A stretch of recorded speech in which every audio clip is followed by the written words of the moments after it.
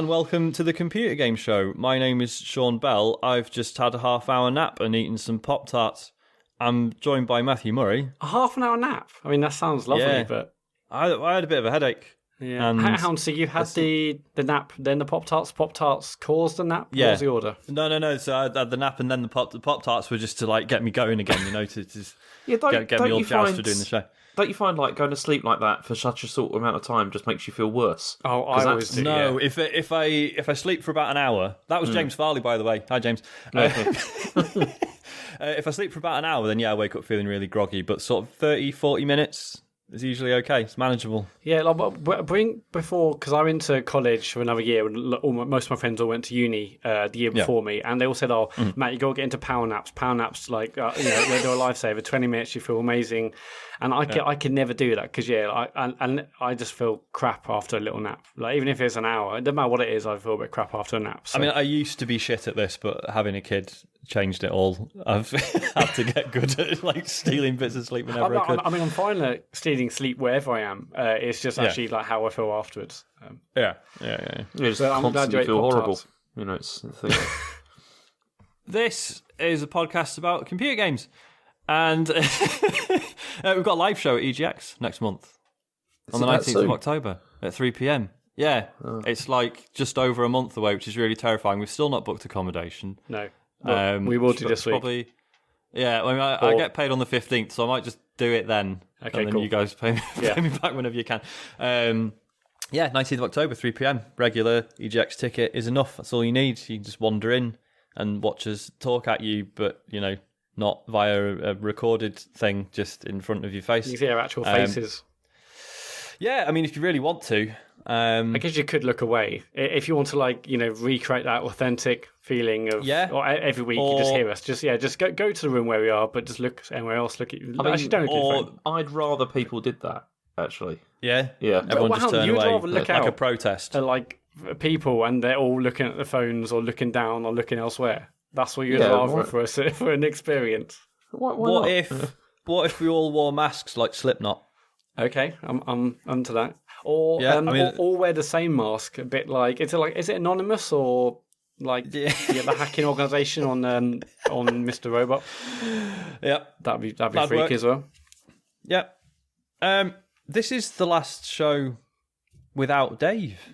Dave's coming back, because if you've kept an eye on Twitter, you'll have seen he did himself a little trailer, because that's how his mind works. It was an amazing trailer. To be fair, good. I mean, I've had that song in my head for weeks before when he showed us the first couple of edits, and since I would often sing that to myself around the house. I think it's doing Jill's head in, but.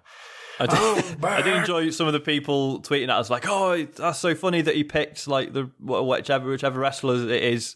They picked their theme, and Dave just searched for songs called "I'm Back," didn't he? Yeah, when Spotify. So this is. I mean, I know we've got feedback and stuff about Dave coming back. Did you want to talk about it a bit now, or I don't mind? Yeah, I mean, we can do. I mean, it's just there were new listeners to the show who maybe aren't aware, but Dave, we've been doing this show since 2016, and Dave Turner has been the host up until this January, where he took time off to welcome his second born. Because you can't do a podcast with a baby in the house. I did that just to be clear, but go on. Why? Yeah. No, it was stupid. It was stupid, but you can do it. But it is awful. Well, it was best for his, it's best for David for not to do that. So he has taken some months off, and then and he's coming back. So, but many people listening to this may have just heard this show with just us three. Yeah, which is really surreal. Because I was sort of aware of this, when I came back off paternity leave last year. And I knew there was you would have picked up new listeners in the meantime, and some people were like, well, who's this guy? But obviously, I don't think anyone would disagree that Dave is probably the largest personality out of the four of us. Yeah, absolutely. Yeah. So it's going to be interesting. But no, I'm looking forward to it. It's going to be good. Yeah, it's been a crazy 8 months really, because so much has happened. But and considering I don't know about you guys, I was very much let's just make sure there is a show for Dave to come back to when he's ready. Let's just try and keep it alive. Just keep it afloat enough. It was just it was like keep the losses to a minimum. And, Stem the bleeding, and we'll just we'll just keep doing it's been an incredible 8 until he gets months. back. Like everything we've achieved, I'm massively proud of it. So it's going to be interesting to see what it's going to be like with us back at full power. Yeah, I can't wait to have 4 of us back again. It's gonna be crazy. I mean, and the fact we've been still somehow consistently doing sort of 2.5 hour shows. Yeah, I mean, when Dave's back, are we going to do 4.5 hour shows? Is that? I hope not, because we're going to have to start the recordings later when Dave's back as well. So let's try and keep if people who listen short. to the show have been maybe annoyed at James complaining it's 10:30, imagine what it's going to be like when that's barely an hour into the show. Yeah. Well, basically, feedback is still going on, and James is like, "Guys, it is 10:45. Can we?" Yeah. I don't even know what the plan is. James, are you still going to be in charge of feedback, or am I going to? I mean, I need to take something on again, right? I'm in charge of feedback, Sean. No, the emails. Sorry, not feedback. Sorry, questions. Yeah, the emails. He's losing it. I think, Sean, I would gladly give you the emails. You can absolutely have those. That'd be absolutely fine. That's fine. I'll have a go. So James, you're saying you're giving up your responsibilities. You're not going to do emails anymore.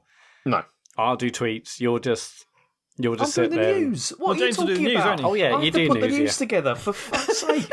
Sorry, I almost forgot. Matt, putting the news together is significantly more difficult than just chucking a couple of emails in a doc. It's ridiculous. Well, no, because you're supposed to filter the emails down, James, but you never do. That's fine. Last time I tried to delete them, and you all got annoyed. Like as soon as I because you started were doing doing that. it while we were reading them as we were doing the show. It was very late, Sean. It was very late. Yeah, fair enough. Yeah. Anyway, this is the last one. As just for so I'm not sure if it feels like the end of term or the start of the holidays. Yeah, has everyone brought the favourite toy in? I mean, I'm doing a show and tell. Okay, cool. Favourite toy, yeah. I mean, I'm not wearing uniform tonight. I'm just wearing what I want, you know. I've actually put my pyjamas on. Wow, okay. But that was after I had the nap as well. I woke up from the nap and I was like, you know what? Comfies, let's do it. I mean, it's good. I don't wear pyjamas, so surely you don't wear pyjamas either. I say pyjamas. It's pyjama bottoms and a t-shirt. I don't have like a pyjama top with all the buttons and the little collar. I don't really understand what they're for, to be honest. No, I have always wanted one, but I just get way too hot. Yeah. But the idea of fully buttoning up like a pyjama top sounds great. But no, you putting a shirt on to go to bed is ridiculous. Imagine. Yeah, this show is supported by Patreon. If you want to head to patreon.com/TCGS, you can give us some cash and get extra shows and video stuff. Our Patreon producers for this episode are Alan M. Nash, Steve Garrett, and Aaron Patrick. What's in the feedback, Matt? Well, before we get to feedback... oh, fuck. What's this? With Dave coming back next week, there's like a little something I want to say, really. Okay. I mean, we just talked about our achievements over the last 8 months, but I'm immensely proud of what we've achieved. We've launched a website. That's computergameshow.com, obviously. We've started streaming regularly 3 times a week, or 3 times minimum.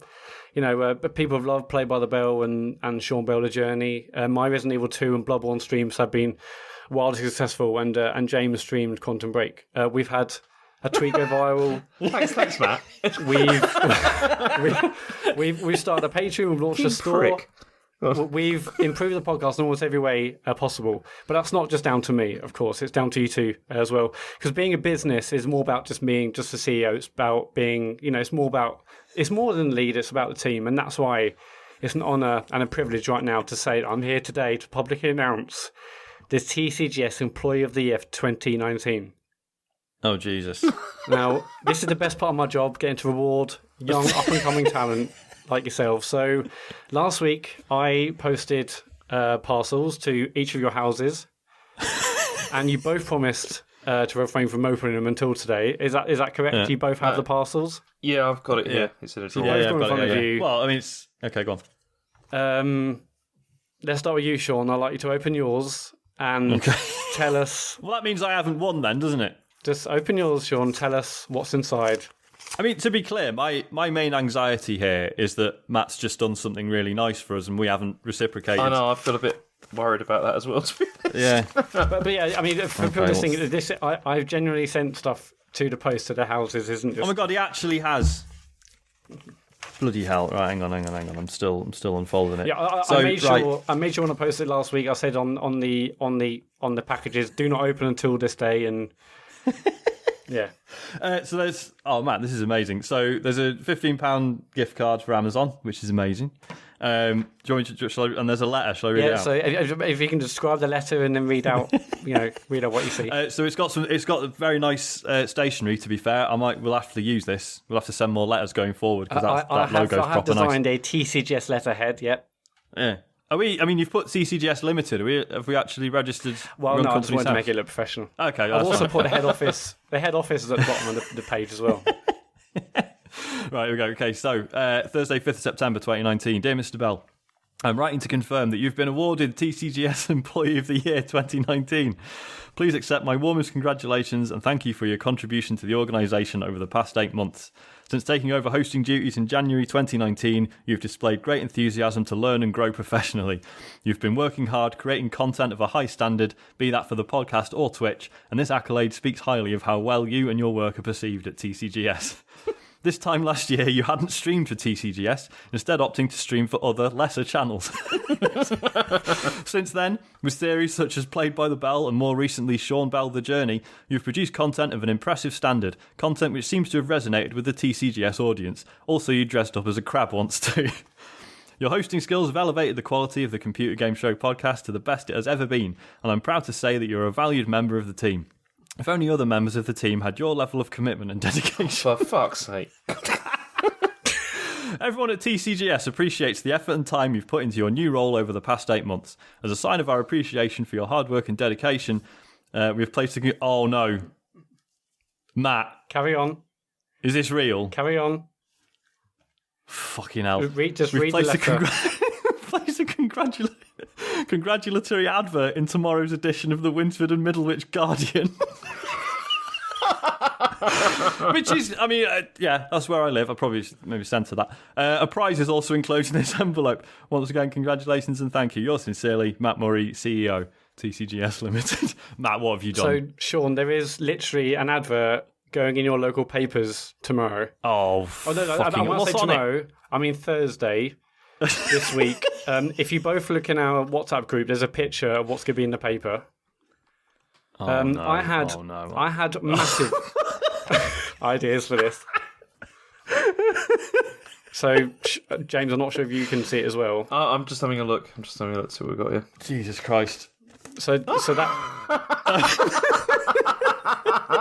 So for people listening, I will I'll put this out on Twitter. But yeah. As you're listening to Wednesday, tomorrow in Sean's local papers, broken James. In Sean's local papers and online, there is an advert tomorrow congratulating Sean online as well because he won TCGS Employee of the Year 2019. Jesus Christ. The advert has got that on the top. It's got a picture of Sean in a suit, and it says, "Great hosting, brilliant streaming, terrible news intros. Thanks for letting us be natural." Now, how am I going to explain this to people at work? Well, I mean, I'm not sure everyone's going to see it, but obviously, the aim of this is if one of your family members says to you, "Sean, I've seen you in the paper." That's what we want. True. Yeah. Hang on. Does this say TGCS? No. Yeah. No, it says TCGS. Oh, fucking hell. That would have been perfect, wouldn't it? That would have been perfect. Yeah. Right, oh my God, what have you done to James? Well, do I have to open this now? So, hang on, but Sue at the local paper was very confused about this. I bet she was. She also was like, "Oh, this, it's really amazing what you're doing for your staff." I'm like, well, just. Yeah, I didn't really explain what TCGS was. I just said, one of our employees has won Employee of the Year. We really want to celebrate this person. I mean, yeah. I had massive ideas for this. Like, I spoke to it's Clearview, which is the Clear Channel. Those are the people that do the massive billboards around Britain. And I said, yeah. How much for a massive billboard like near where my friend lives? And that was going to be thousands of pounds. So I was like, I would love to do it, but I was basically looking at your house, Sean, on Google Maps, like where's the nearest massive billboard? Is it one nearest place of work? I basically wanted this on a massive, 25-foot billboard. Couldn't afford that. Okay, that's annoying. Yeah. I thought, okay, next stop, I'll try like a bus shelter. Like the sort of single. Yeah. That was also too expensive. I thought, okay, local paper, right? I will get an ad like in the paper, not like in like the ad section, but properly in the editorial section. That's going to be £450 for a full page ad. I was thinking that would be that would be so funny. I mean, people couldn't miss it. The fact literally was a full page advert of Sean's face. But I was like, I'm mainly saving for a PC. I can't really afford that right now. So this is actually in the announcement section, but I did get one that's twice the size of most of the others. So when people look at the announcement section, in your local paper, and it's actually going in 2 local papers, and online, they will see your face. Could you not have skipped the advert and just put more on the Amazon version? I could have done, sure, but that's not funny. I'm trying to work out, like, do I mention this at work or do I wait and see if someone asks? Well, I don't know. I'm trying to think if anyone I know will see it. But so this local paper, you got to pay £1, so it's not like a freebie. I mean, yeah. Anyway, but I would wait. I mean, I've obviously paid for the advert. I've been told it's happening on Thursday. There's obviously a slim chance that they get it wrong and it's not in there. So I'll maybe wait till Thursday. But either way, I hope you do get a copy or copies, or maybe buy every copy in the shop. Obviously, I'm definitely getting my own copy. And because I really want to see how big this is in the paper, and and like I said, the ultimate goal is for one of your maybe co-workers, friends or family to say, I was reading the local paper, Sean, and you've won Employee of the Year. This is incredible. Well, where do you work again? And the best part of that is I never wear a suit for my actual day job, even though I probably should. So they're going to be like, "Whoa, who's got you dressed up?" So if one of your colleagues sees it, that's even better. Yeah, exactly. Yeah. So congratulations, Sean. Thank you, Matt. That is incredibly kind and funny. You've won Employee of the Year. Obviously, James, you've also received something. You're going to mug me off now, aren't you, Matt? So do you want to? Do you want to open up your package and let us know what's inside it? I hope this is the right one. Return address. TCGS. Okay, I'm not going to read out that address. Okay. I'm really scared now, to be honest. Open the letter first. Yeah. Oh, there's a letter. Okay. Yeah. Right. I hope there is. Yeah. I've got the letter. Okay. Do not open before TCGS recording on 9th of the 9th, 19. Do not open parcel until this letter is opened. Okay. I had to be explicit just in case you opened it and ripped it open. Right, well, I'm opening it now. Oh, you bought it from Tesco. Let's, Right, let's have a look. Oh, yeah, the envelope is from Tesco, yeah. Oh, dear. I hate getting letters like this. It's bringing back memories. Okay.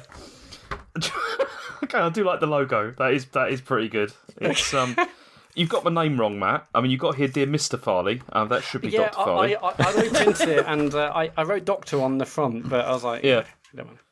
Right. Okay, do you want me to read this then, presumably? Yes, please, yeah. Right. Dear Mr. Farley, I'm writing to advise that your application for TCGS Employee of the Year was unsuccessful. I recognise you will be disappointed by this result, so we encourage you to reflect back on your 2019 work contribution in order to ensure you have a better chance at winning this prestigious award next year. Potential areas for improvement could relate to community engagement, not deleting listener correspondence when another member of the team is currently reading out said correspondence on a podcast, not shutting down when the clock hits 10:30, and a reduced focus on news stories about Anthem. Despite the result, I've enclosed a token of our appreciation. There is no appeal function related to this award. Yours sincerely, Matt Murray, CEO, TCGS, etc. So okay. Obviously it was incredibly close. I mean, you're still runner up. You should still be proud of that. But unfortunately, it wasn't. Snagged me off quite a lot there. I noticed there that the registered office for TCGS is in Detroit. That's a nice touch. So you've got a little thing to go alongside it. It's again just a token of our appreciation from the business. Right. You've obviously you've done all right this year, but. Shall I open this then? Yeah. Yeah. Go on in. Yeah. Oh, I'm a bit scared. What's this going to be? Oh, bloody hell! Right. Okay. What is this? Do you recognise that?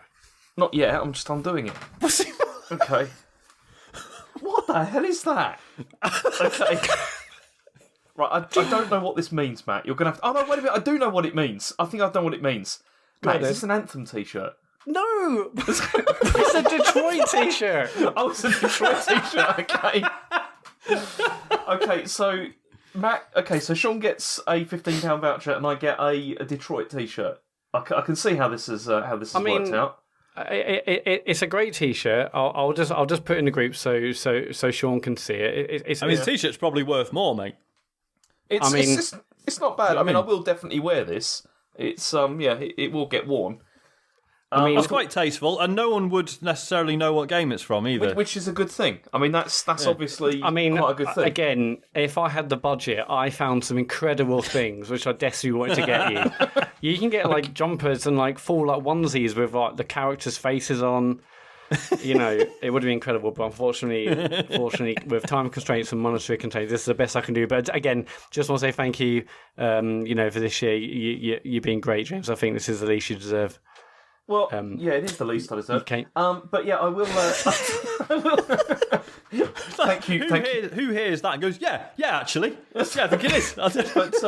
But thank you, Matt. I will probably wear this to EGX. I think would be it'd be suitable for that. I hope you do. Yeah. I'll be the guy carrying around a copy of my local Guardian. Go, look, I'm in it. I'm in it.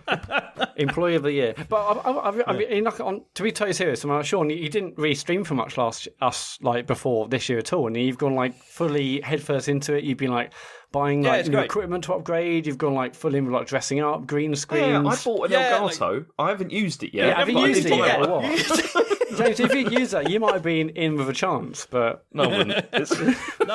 The whole streaming thing's been really good fun because people hate us banging on about streaming, so I'll keep this brief. But yeah, so doing like database stuff last year and sort of getting my head around doing video, and then sort of transferring that into doing essentially like live video and figuring out how to do stuff in Streamlabs. Yeah, it's been like proper good fun. Like, I'm always very aware that like James does none of that stuff and is as popular as any of us on Twitch. It's like it's not really important to have like slick layouts and stuff, but like it's just really good fun doing that stuff. I find. I just really enjoy it. But, people have loved Play by the Bell and obviously the more recent FIFA streams and like it's not just like a joke. Like you have done amazing this year on Twitch, so. I don't know. Cheers, man. I guess there's a bit of seriousness with it as well, but mostly I just wanted to get the ad in the paper. I mean, like I said, I was looking at. Well, like you can get like planes with like messages like, on the back of them, like when the manager's about to get fired from a Premier League football club. And I was like, how can I do that?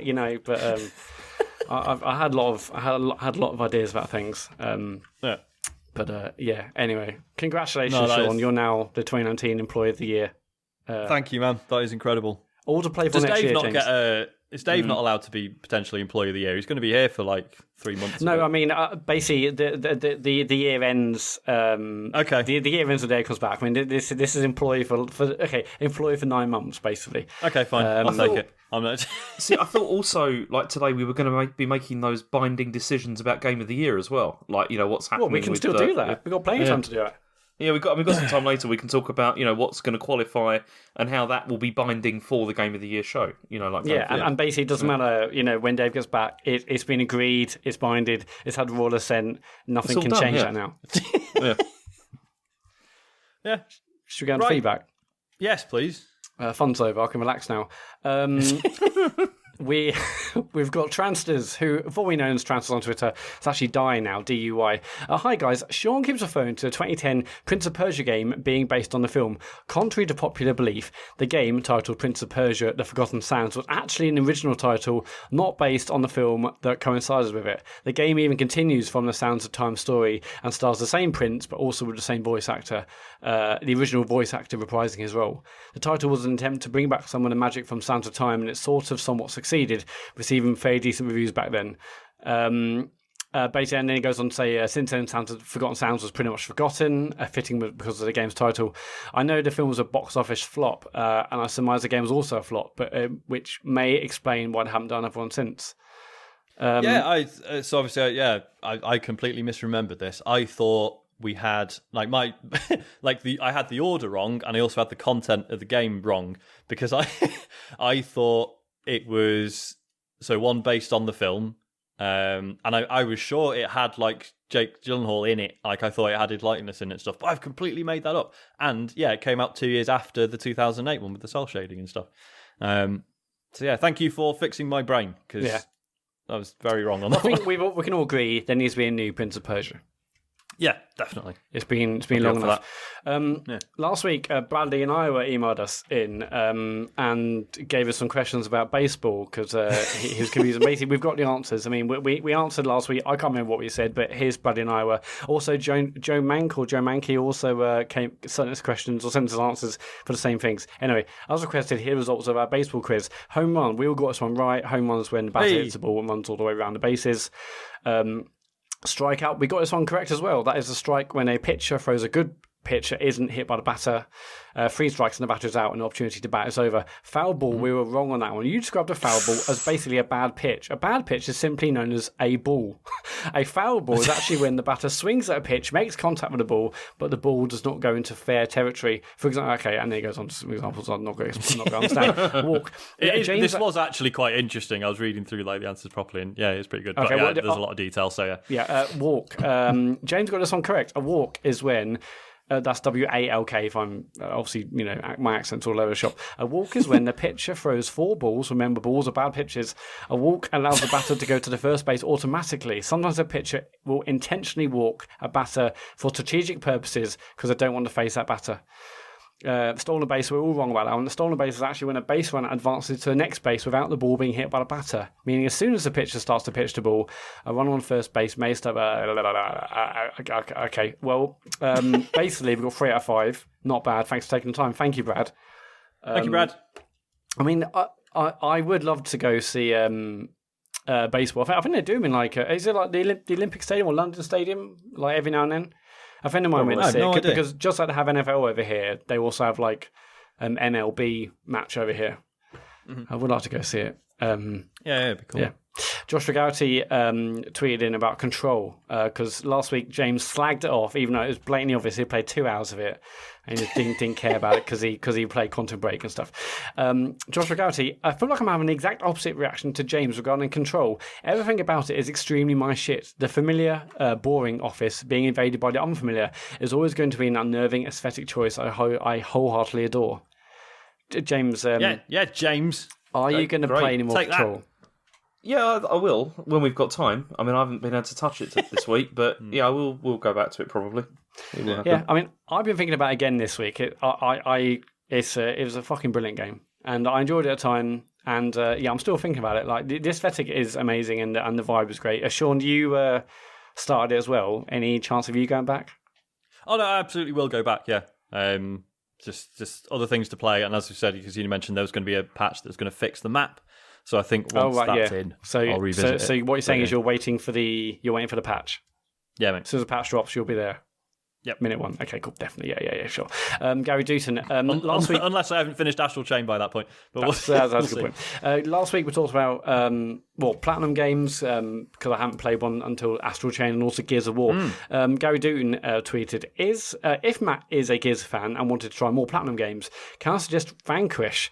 Think Gears of War except for bullet time and a jet-propelled knee sliding instead of a roadie run. You can get it on Steam pretty cheap now. It's the GOAT. And also Rowan Crossite tweeting, is Matt going to stream Vanquish and Bayonetta 1 and 2 before Bayonetta 3 is out?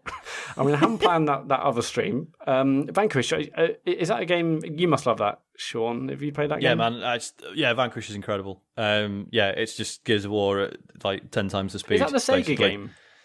Yeah, Sega published it. Yeah. It's fucking great. Like, it's just, considering Platinum don't do shooters as a rule, like it just came in and just made them like one of the most interesting third-person shooters ever made. Have you played that one? To do other things again, James? I've not played it. No. Cool. Well, it does sound good actually, but the idea of streaming Vanquish and Bayonetta 1 and 2 before. I mean, when is Bayonetta 3 even out? We don't. It's got a date. No, it's not a date yet. Okay, fine. But yeah. I mean, I definitely recommend trying Vanquish. I don't know how. I do need to. Gary mentions it's cheap on Steam, but obviously you don't have. I suppose you could. Yeah, your PC would probably. I do. Actually, yeah. I haven't gone back to Astral Chain. I should do. I need to push on with it. We'll talk about that in a bit. There you go. Yeah. Yeah, I'll try and push on. Anyway, that's it for feedback. It's at Computer Game Pod if you want to tweet some feedback or question, or you can email podcast@thecomputergameshow.com. Cool. James, have you seen Primer, the film? No, I haven't. So it's about these two engineers called Aaron and Abe who basically, I can't remember if they're like scientists or whatever, like in their day jobs, but they do like sort of entrepreneurial tech projects in their spare time in Aaron's garage. And basically during one of these like research efforts, they're using like, electromagnetic reduction of objects' weight and stuff. They accidentally discover like an A to B time loop side effect. So objects left there's like a weight reducing field. Objects left in the weight reducing field exhibit temporal anomalies proceeding normally from time A when the field was activated to time B when the field is powered off, and then backwards from B to A in a continuously repeating sequence. So the objects can leave the field in the present or at some previous point in time. So Abe refines this proof of concept and builds like a stable time apparatus, which they call the box, which is like the size of basically to like accommodate like a human. And Abe uses the box to travel 6 hours into his own past. And then as part of this process, the original Abe sits incommunicado in a hotel room so as not to interact or interfere with the outside world, after which original Abe enters the box, waits inside the box for 6 hours, thus going back in time 6 hours, and becomes future Abe, who travels across town, explains what's happened to Aaron, and then brings Aaron back to the self-storage facility where the box is currently housed. And then at the end of the overlap time span, original Abe gets in the box and then ceases to exist. So then Abe and Aaron repeat Abe's like 6 hour experiment multiple times over multiple days, start playing the stock market. So they start making loads of money because obviously they've got foreknowledge of what happens with the market in the future. And then their sort of divergent personalities, Abe being really cautious and controlling, and Aaron being impulsive and meddlesome, start putting strain on their friendship. And these tensions come to a head after a late night encounter with Thomas Granger, who's Abe's girlfriend's dad, who appears inexplicably unshaven and exists in overlap with his original self. And then Granger falls into a comatose state after being pursued by Aaron, and Aaron theorizes that at some unknown point in the future, Granger entered the box and has altered the timeline. And then Abe concludes that time travel is just too dangerous and they shouldn't be doing it. And he enters a secret second box, which is a fail-safe box, which he built before the experiment began and then kept running to then travel back 4 days and prevent the experiment launching in the first place. But then they keep, Abe and Aaron keep competing with, interfering with the timeline and start wreaking total havoc with it.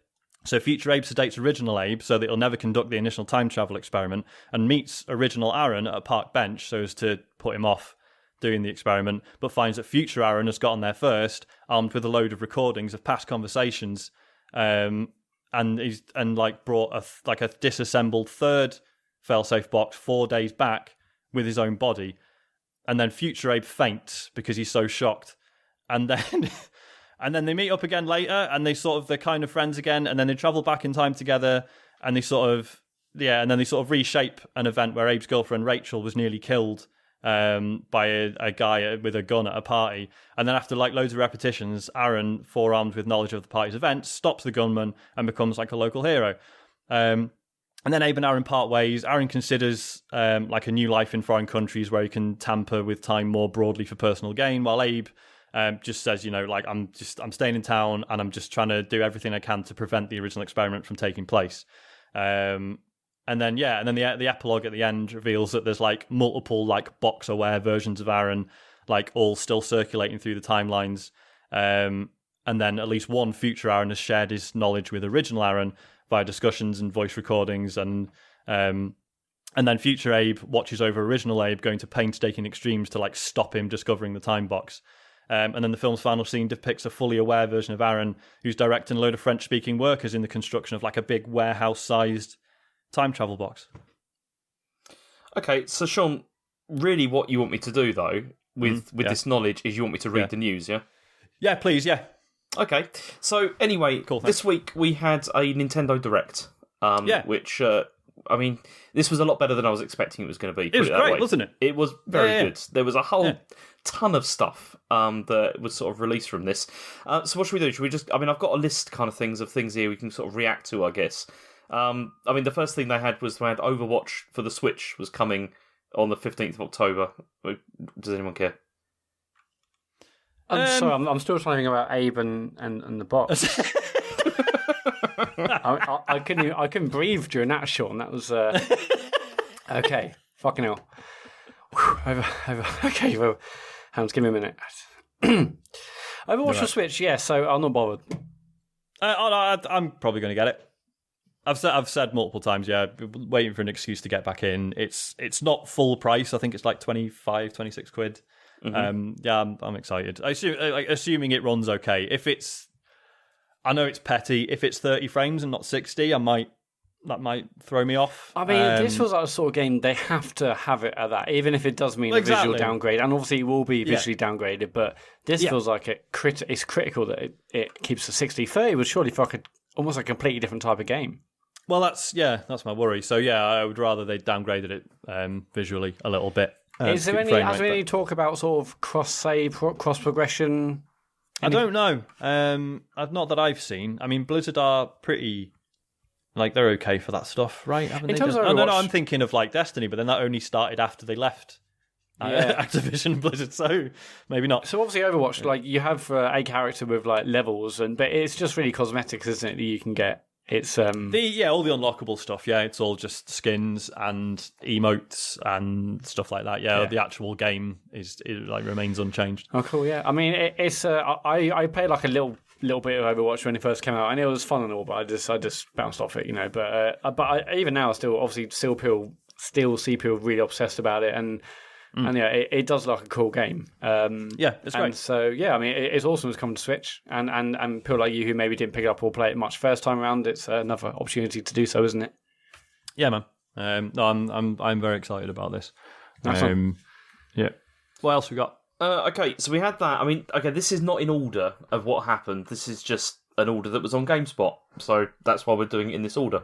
Again, I mean, the news is it's really curated. It's really sort of delivered. I'll tell you about this, right? Because this is quite annoying. Most of the news websites, when it came to this, they didn't do it as a whole list of things that have come out. They just did every single release as a news story. Oh, That's quite irritating to try and collate, to be honest. It's annoying as fuck. When you're trying to collate sort of E3 coverage, okay, let's get an article which has everything listed in order. No. Everything's separate. Nothing's actually in the order that you actually saw it. Yeah, so this is why I went for the GameSpot one, because they were the only ones that had done it, even though it was out of order. But never mind. Anyway. Thank you to more. I think we can say that. Yeah. So the next bit that they had up here, because I think this is obviously a big one, is the Super NES games on the Switch. And Yay! this is already... I mean, these are already out, and there's also a SNES-style controller coming as well. And it was 20 games for the first run, and it's a great list. Yep. It's a really good list. We'll come on to the games in a minute, but the controller, it says here it's a special offer exclusively for paid Nintendo Switch Online members. So so what the offer is only exclusive, or the actual pad you can only buy that if you have an NSO account. How do these things work? I think you can only buy it from Nintendo directly if you've got a Switch Online account. Oh, right, that would seem to make sense. Okay. Yeah. I mean, it looks cool. I love the fact it's got HAL notes. So I'm looking at Nintendo of America, so it's got the purple buttons. I presume obviously ours will have the standard. Yeah, we've got the proper colours. But these are what, 25 quid? I think 25 or 29 pounds. I think they said in the actual Switch presentation, which is all right. Yeah, I mean, I'm so used to paying. Well, I don't buy them anymore, but because my ones have got to survive. But I'm so used to having to see pads saying for 50 or 60 quid. Someone saying a pad for 29 or 30, or 25 or 30 is that is a welcome breath of fresh air. Yeah. Do you see you two buying this? No. I mean, no. I mean, because the thing for me is for a 10 or more, you can get one of the fancy 8-bit DO controllers, which is basically the same but with 2 analog sticks and motion sensing and everything. Oh, right. And they're meant to be really good. I've not I've they do look great actually. Yeah. So if I was going to spend on another controller for the Switch, it probably, because it's styled like a SNES controller as well. Mm-hmm. So I would be more keen to do that personally. But yeah, I mean, if it's 25 quid, that's not bad at all. But the games, Nintendo definitely know they could charge. Oh, definitely, yeah. More than that if they wanted to. It's weird that it's only Nintendo Switch Online customers can buy it. Why not release this to everyone? I don't get that. Well, you can only play. You can only use it if you've got a Switch Online account. I guess. Yeah, of course. I don't know. I mean, does it not just work as a normal controller for other stuff? Yeah, it probably does. Yeah, I was probably just talking nonsense there. So you made it up, didn't you? You made it up, yeah. Yeah, you Top lied. journalism You lied. Yeah. from Farley. What else? Yeah. Games, Okay, come on. so what did you think of the list though? Because I was quite impressed. I mean, Yeah, to be fair, sorry, we shouldn't gloss over this because this is something we've been asking for ages, and it's a great list. The only ones it's not got on it are things that I know I'm being awkward in requesting, so things like Cybernator or Unirally and stuff. Yeah. But like at a glance, it's got it's got Yoshi's Island. That's all I wanted, and Super Metroid. It's got Stunt Race FX. God, yeah. And did you play that? Because you see, I'd never played that before. That was one of those things that I remember reading about in magazines, and it was the whole like, this is Nintendo's like, what's it called? What was the VR one that was for Sega? I've forgotten. Virtual Racing, that's it. Yeah, Virtual Racing. Yeah. It's like, this is like Virtual Racing or whatever, but it obviously really isn't. Have you actually played it? Because I was shocked at that game by like the quality of it. I haven't played it, no. Because I never played it because it's like notoriously difficult to emulate, if I remember right. Yeah. So I never bothered, but yeah. But no, the frame rate is something else. It's it's definitely worth. I mean, obviously it looks interesting, but yeah, the frame rate is maybe not great. Did you see that thing doing the rounds? Maybe it was a couple of weeks ago. It was, I can't remember if it was an emulator mod or something, but basically it had Star Fox running at like 30 frames a second. Mm-hmm. But it's one of those where like you watch the footage and you're just like, well, did it not always look like that? Because it looks how you remember it. But then you watch footage of the original and like, oh my god, this is horrific. Yeah. So Well, because I mean, I tried out Star Fox as well, obviously, because that's always been one of my favourites, and it did. I mean, it plays exactly as you remember it, but then also, that the frame rate on that is dreadful as well. But it's still a good game. Yeah. It's still fun. Yeah, I haven't played any of these SNES games yet, but the whole list looks fantastic. F-Zero's got like Super Mario Kart, obviously Mario World, Mario World 2, Metroid. It's got a Link to the Past. So this is, I'm sure there are people out there probably kicking off because it hasn't got certain classics. But for someone who didn't own a SNES or NES, this looks like absolutely banging list. I mean, I can't imagine anyone complaining about this list. Have you been on the internet, Sean? That's pretty comprehensive, if you ask me. But I mean, Matt, you have got to play Super Metroid because it is still a fantastic game. Like, it's still one of the best games ever made, I'd say. I do want it, and I think, as I said to you, like in the week, I love Metroidvania games, and I haven't played this. Haven't also played Castlevania, so I haven't actually played the two games that it's sort of named after the genre. So I would like to. I'll add it to the list. But what do you two think about? Go on. I was going to say, because this has still like aged very well. Like, it's still. I mean, I played it again a couple of years ago, maybe about 2 years ago, and it was still one of the most atmospheric games I've ever played. It's still absolutely where does this fit in like the timeline of Metro games? Is this the first one? Was there other Metro games before this? How does it work? Well, this is the third, isn't it? Is that right? Yeah. Okay. Yeah, so there was Metroid 1 and 2 on... Oh, I'm going to get this wrong. Yeah, was it NES and then Metroid Game Boy? was on NES, and then the Metroid 2 was on Game Boy. Game Boy. Yeah. And is this one widely regarded as the best in that? Yes. Era? Absolutely, certainly of that era. Well, actually, I mean, probably all time. Yeah, but it's. I mean, it's also because it set like the groundwork for it's been copied by everything, of that style, because it's just so good. Yeah, and the music is so good as well. Music is unbelievable. Yeah, it's. Yeah, I mean, this is one of those rare games that you get where every part of this game they just nailed. It's just so good. Yeah, but there's nothing really wrong with it at all. It's just perfect. Love it. Yeah.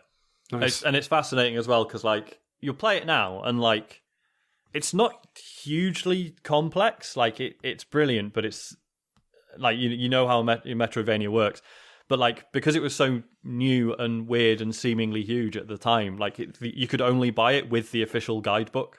It just came with it by default because they were just the kids are going to need this. They're not going to be able to play it otherwise because they're just going to think it's how do I beat the level? And it doesn't work like that. It's fascinating game, really good. But you can do it in under 10 hours. I mean, some people. You can do it in 2 hours or 3 hours or whatever. But it's if you want to take your time and really explore it, it's try and get everything. It's amazing. I really want you to play this, Matt, because it's so good. Honestly. Yeah, I would like to, and I'm not averse to it at all. Cool, good. Okay. Are we going to talk more about the SNES games being the fact they're no longer being released monthly? Yeah, I mean that was the usual sort of like. There's always a slightly sort of shitty caveat with whatever Nintendo do that's good, and that's one of them with this. Like they're not the NES games and the Super NES games are not going to be like released monthly anymore. It's going to be like on a different schedule.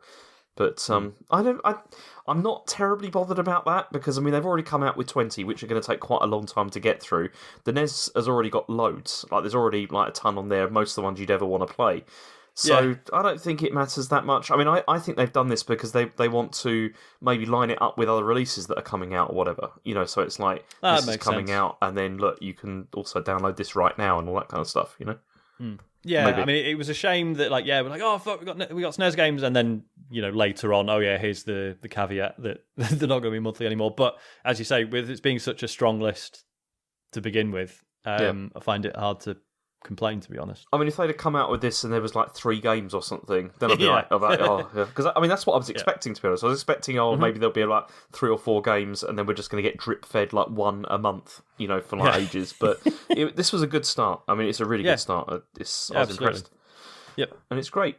Okay, the next thing on the list here is that there's the Xenoblade Chronicles remake. This is the Wii version. I mean, I'm going to get shouted. In fact, I've already been shouted at because we talked about this when we did the live stream. I'm not. I'm all right. Thanks. It looks nice. Yeah, it looks really nice. But I officially don't get on with those games. I don't think. I've tried. I've really tried. I mean, I've played Xenoblade Chronicles twice. I mean, if I get bored at some point, probably I will buy it again at some point. You said, I think, I've got 120 hours. I've got nothing to do with it. But both times I bounced off them because I just got bored, to be honest. But I know people get angry about that, but that's how I felt about maybe a third time's a charm. Maybe this is the one that you need. It's possible. It's possible, but I don't think so. What about you, Matt? Do you have any interest at all? Nah, not really. No. Okay, next we had... So they also did Luigi's Mansion 3, and they didn't really say a huge amount about this, apart from... They talked mostly about the multiplayer, so it's this Scream Park multiplayer for 2 to 8 players, which looked like a lot of Mario Party-style stuff. But that looked all right. What do you think? It looked like Mario Party with Luigi and Gooigi and... Yeah, it's very hard to say. Yeah, it's probably fine and probably really good fun. It's an added bonus. If you want to get that game, it's an added bonus, isn't it? If you want to play some multiplayer stuff. No one's buying the game for this. No. Yeah. No. I mean, I will probably play this with Asher because he'll probably love it. Yeah. He'll think it's great, but it'll only be us playing it, and we'll try and get Jen and Rachel to play, and then they'll be upset and they'll be crying and all that, and it'll just be awful. So I mean that's what happened. I sent you all those pictures I've had when I played with Asher, and he just like, oh my god, it's the countdown to tears because this is the problem with like Mario Party because it's just so unfair. It's like it's like especially at the end when they just dump on people like a load of like things right at the end, and like you can go from winning to losing for no reason, like basically, and it's just. There's it's a good life lesson. Like they obviously do it on purpose, right? Because there's that one I can't remember what it's called, but it's one of the PS4 ones where you each use your phone as the controller, and it's a quiz one. I can't remember what it's called. It was really good fun, but it was like literally the fight. Like there was a very clear, like it was really obvious who was going to win, who was second, who was third, and who was fourth, and then the final round was just like, let's just completely fuck it up, and and just So I think they do it on purpose, and I suppose it is quite fun. I think you just have to not really worry about losing these things. But then if you're a child, that's harder to do. But it is, as I said, it's a good life lesson. For life. It's like things do turn to ashes in your mouth. Yeah. Lots of times. So it's, get used to that. Yeah. But there you go. I thought that looked all right. Then they also dropped this Super Kirby Clash, which is a free to start game. And it's got single player and multiplayer. Have either of you downloaded this? No. I've downloaded it. I've not played it yet. Okay. What about you, Matt? I downloaded it and I sort of thought, after a day or two, it's like, man, we completely ignored this. But actually, so it's just like a co-op free-to-play Kirby game where you're just battering bosses together, right? Yeah. And I was like, hang on paper, that sounds great. Why have I been so dismissive of this? But I've seen people on Twitter saying it's rubbish. Mm-hmm. So, but again, that's Twitter. People will do that. Yeah, people will do that on Twitter. So, who knows? I presume you've downloaded it, James. Yeah, you see, I downloaded it, but I didn't play it. But Asher did play it. And he sat there for quite a long time playing it, and I said, "How is it?" And he said, "Oh, he said it's good." But then he ran up against the microtransactions, which he's never experienced before because like he doesn't play games like that ever. And he was like, "I want to buy this," and I'm like, "No, you're not buying this," because it had the usual thing of like, "This is 99p, this is 69.99," and I was like, "I'm not doing that." And then he was just like, "It's not very good," and I said, "Yeah, you're right," and that was it. So that's the end of that. And so I don't think he's going to play it anymore because I'm not paying for those microtransactions. Just give him a tenner, James, and let him download some stuff. You know, he might like that. You're like a pusher, Matt. It's like give him a taste. He'll like, Daddy actually paid for a microtransaction. This is, Mummy, have you heard? Daddy gave me £5 for 1,000 gems. It's absolutely not going to happen. So I don't think he's going to play that again. That's probably the end of that. But was he having a lovely old time? But he's like, Daddy, look, there's the bad game. Well, he was until the microtransactions popped up, and then we both agreed that it was wrong. And did he agree, or was he like, "Oh, Daddy, have you got £5 for the gems?" No, I mean, I explained to him that I prefer to pay like up front for something rather than be sort of nickel and dimes. Did you just play him last week's episode or every episode of this show ever? It's like, look, and if you listen to TCGS 129, then you understand my feelings on this.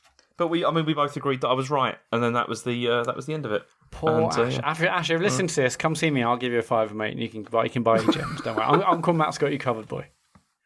Anyway, next we've got so there's also Trials of Mana, which is coming on the 24th of April, like next year. So this is the actual remake of Secret of Mana 3 or 2, whoever, depending on who you talk to. This will probably be really good, man, because this was quite ahead of its time, even on the SNES back in the day, which is why, like, you know, I know that. So they released the like official translation of it earlier this year on the Switch. But it's like had a lot of like, you know, there's like a full fan translation of it like years and years and years ago. Such was its popularity. And it's a great game. So I'm intrigued to see how this remake turns out.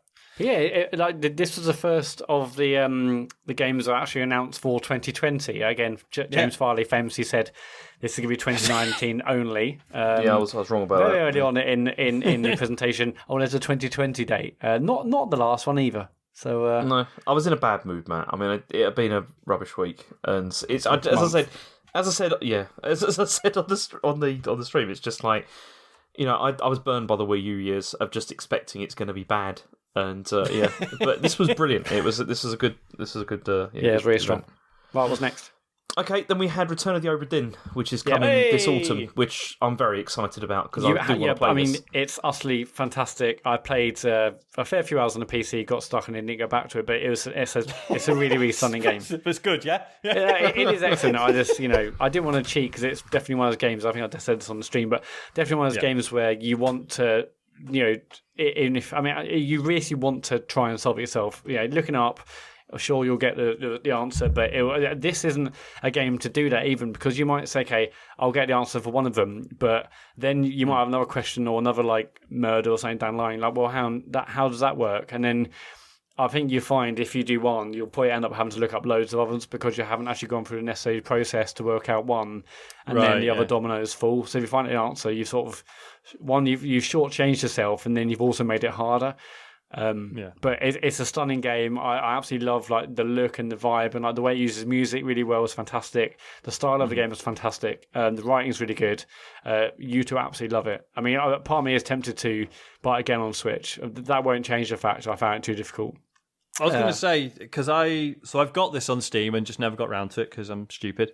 Obviously, the temptation to get it on the Switch because I will play more of it probably. Mm-hmm. However, am I going to lose something if I'm playing it on the toilet without any headphones? It's definitely a game where music is important, but it's also quite the music is basically almost like musical stings, like bits of sound here and there, but just the overall sort of tone and like the soundtrack is fantastic. But it uses music in quite short, sharp parts, like when you go to solve a murder, you find like someone dead on the ground, and you use your magnifying glass to sort of go into the scene, and then you hear it being replayed. You like hear like really fantastic voice acting and a bit of music, and you hear that the waves crashing on the boat outside, and it's really atmospheric in that sense.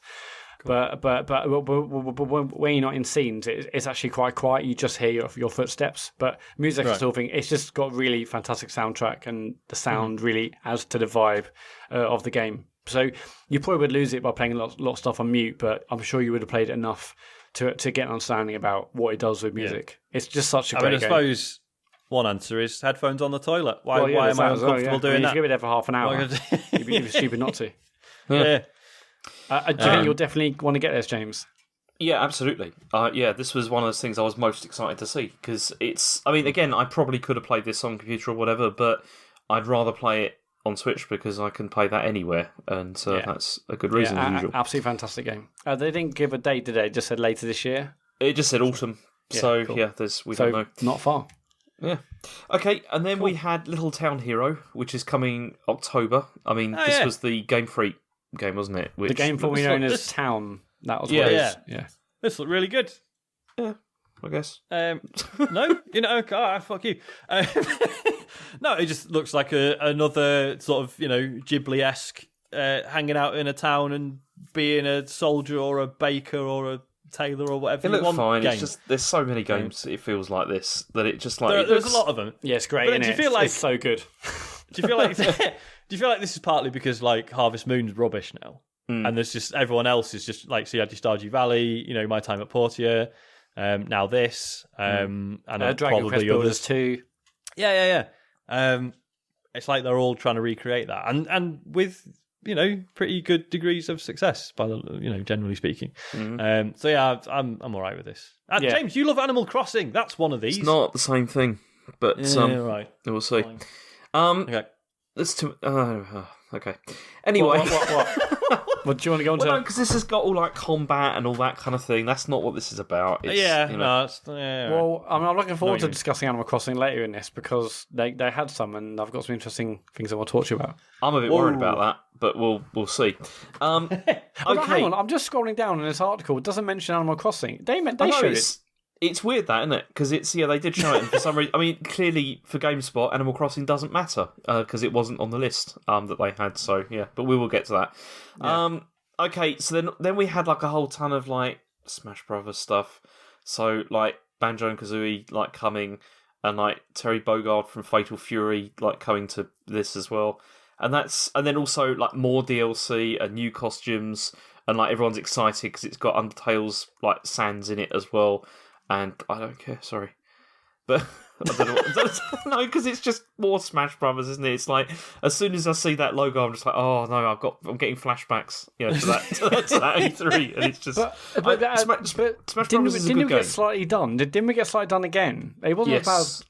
Yeah, what characters were they showing? And we're like, not again. Well, because for a second we thought because they showed all those consoles, and then first of all we were like, oh, is this going to be like virtual console stuff? Then it went over to the Neo Geo. Neo Geo, and And we're like, brilliant, Neo Geo games. And it's like, no, we're just adding some characters from Fatal Fury to this. Yeah. So yeah, they did us again, and whenever they show anything that we want, you just have got to expect it's something to do with Smash Brothers. is what it is, and like I know people were saying, but are you stupid? They showed the Smash logo. What did you expect? Yeah, but they showed the Smash logo like they were already talking about Smash. Yeah, and then Smash logo, and then trailer with all old consoles and stuff. And it's like, oh right, this must be that Smash logo must have been bookending. Yeah. The end of the Smash bit. That's exactly what I thought. On something else.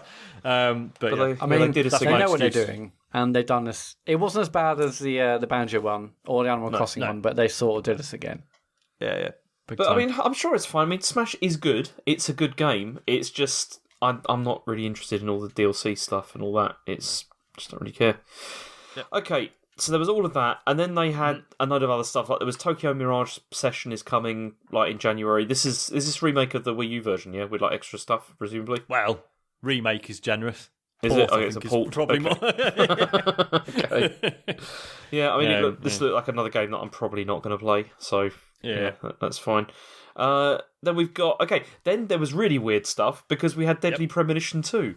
Which is we had Deadly Premonition at first. We're like, wow, Deadly Premonition on Switch, that's amazing. They went in with the sequel first. Did they start with that first? Oh, you're right. And then it was, by the way, we've also got Deadly Premonition Origins. Yeah, that was mad because it's like Deadly Premonition. Hang on, it's the sequel.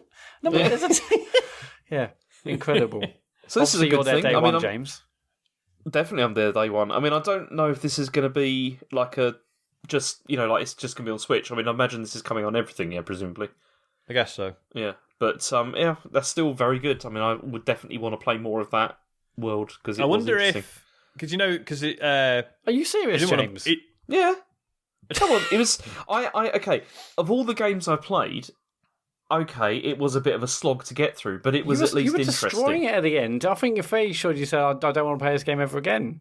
Well, no, it was at least But interesting. I do want to play the sequel. Exactly. Yeah. Whereas, I mean, it'd be interesting to see if there's not. any combat in this one, right? Because they didn't want to put it in the first one, and they were made to, and it was rubbish. Yeah. So maybe they can be like, look, everyone hated the combat that we didn't want to put in. That would be interesting, but see, that's what I'm hoping. Maybe it'll be more focused on story this time rather than all that other nonsense that was dreadful. Yeah. And so yeah. In terms of exclusivity, the co-founder of Rising Star Games said that it's Switch exclusive at launch, and that they're not discussing other platforms at this stage. So that probably feels like timed sequel, timed exclusive or something. But yeah. So that surprises me. I mean, I'd have thought they'd have gone straight for it, but okay, never mind. Okay, then we've got Divinity Original Sin 2. That's available right now. You happy about this, Sean? I am. It's like full price though, and I do already have it on Steam. But obviously, again, it's that thing of I will actually play it on the Switch, so maybe I should just pay the money. And you can transfer your save games between PC and the Switch version as well. And yeah, like this is meant to be like one of the best Western RPGs of like a long time now. Since BioWare don't make good ones anymore. So yeah, it's incredible, but obviously because it's until now it's basically been PC only. It's not really had much of an impact. So yeah, the fact that it's come to Switch is huge. So I'm excited. Yeah, I've seen a few people on Twitter actually, especially on my feed saying, "Oh, I've got this amazing! I can't believe I'm playing it on Switch." So clearly, people are happy to pick it up again because the fact it's on Switch. Okay, and then we had what we got next. We got Doom 64, so that's good. Yeah. That's coming November. I was pleased about that because I'd heard it was coming to PS4 and Xbox One, so that's good, and I will play that. Then there was new IP. You got like Rogue Company. This is like that third-person shooter. Yeah, it's from High Res, so it'd probably be pretty good. They did Tribes Ascend, which is an absolute banger, but then they also did a bunch of stuff like I don't care about, like Smite and stuff. So who knows? Okay. Yeah, I mean, it didn't look particularly exciting, did it? But it just looked like one of those, if you know what I mean. Yeah, It's one of those, but I'm sure it's a hero shooter, and it's yeah. Then we had more Tetris 99 stuff. So there's going to be like daily missions, and there's a new Invictus mode for players that have like come first, like in the game. And yeah, I mean, I've been playing with this. It's got the daily mission stuff is quite good. It has maybe come back a few times. Then Daemon X Machina. There's a prologue demo. Did you download it yet, Sean? I've downloaded it, yeah. So this is a new demo because they made a load of changes after feedback they got from the last demo. So I'm looking forward to checking this out. Mind you, the game's out in about 2 weeks, or probably less than that, in fact. But yeah, I'm excited. But at least like the your progress in this does carry over, doesn't it, to the full game? Yes, yeah. So I think this is just like literally the first bit of the game, and it just carries straight over, which is cool. So yeah. Then there was a whole load of like Pokemon. New Pokemon in Sword and Shield, and like the cooking stuff that you can do in that, and that's all fine, I guess. I mean, everyone's going mad for this. I know. Well, I will buy this game because my children will want to play it, but I'm not terribly excited myself. But yeah, it looked fine. Yeah. Then there was a really weird thing because they had Star Wars Jedi Knight 2 Jedi Outcast, which where did that come from? It's like, no idea. Because I saw someone on Twitter saying like, "Oh my god!" and they're putting Jedi Academy, which was Jedi Knight 3, on there. Is that? I don't know if that's true. I certainly didn't see it in the direct. I saw some tweets on that. I mean, we may have seen the same tweet, but maybe it does feel quite out there. But I'm up for it. I'm very much here for it. Yeah, it's good. Like, I don't know how well they've aged in like a lot of ways, but the lightsaber combat in them was really intricate and really interesting. Yeah. So yeah, keen to see if that's. I mean, I don't know if it'd be playable with sticks. It might be mouse and keyboard only. But yeah, interesting. Okay, then there was also the usual stuff. There was like Assassin's Creed Rebel Collection, like with Rogue and Black Flags. This is like some of the pirate stuff. Devil May Cry 2. Again, why that one? I don't know why they've just chosen that one and not any of the other ones. It doesn't make any sense. 2 definitely the worst. It is the worst of them all as well, yeah. So I don't know why they've chosen that. And Just Dance. So I'm very excited about that, obviously. That's going to be great. Thrilled. Yeah. And then there was an extended Animal Crossing section, which, I mean, Matt, what do you think? What have you got to say about this then? I mean, I'm pumped. I've loved the previous Animal Crossing games I played, and I obviously love those sorts of games. And yeah, I really hope it is as good as I'm hoping it'll be. You hope it's as good as you hope it is. I hope it lives up to my expectations. I guess is what I probably should have said. Yeah, I mean, obviously in the extended demo we saw, there was showing of things like crafting and more task-orientated sort of gameplay. That's what I'm bothered about.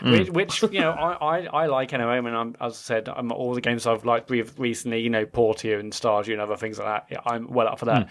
You were a little bit concerned about that, James, with all like the I am, yeah. crafting and resources you got to collect potentially to build things?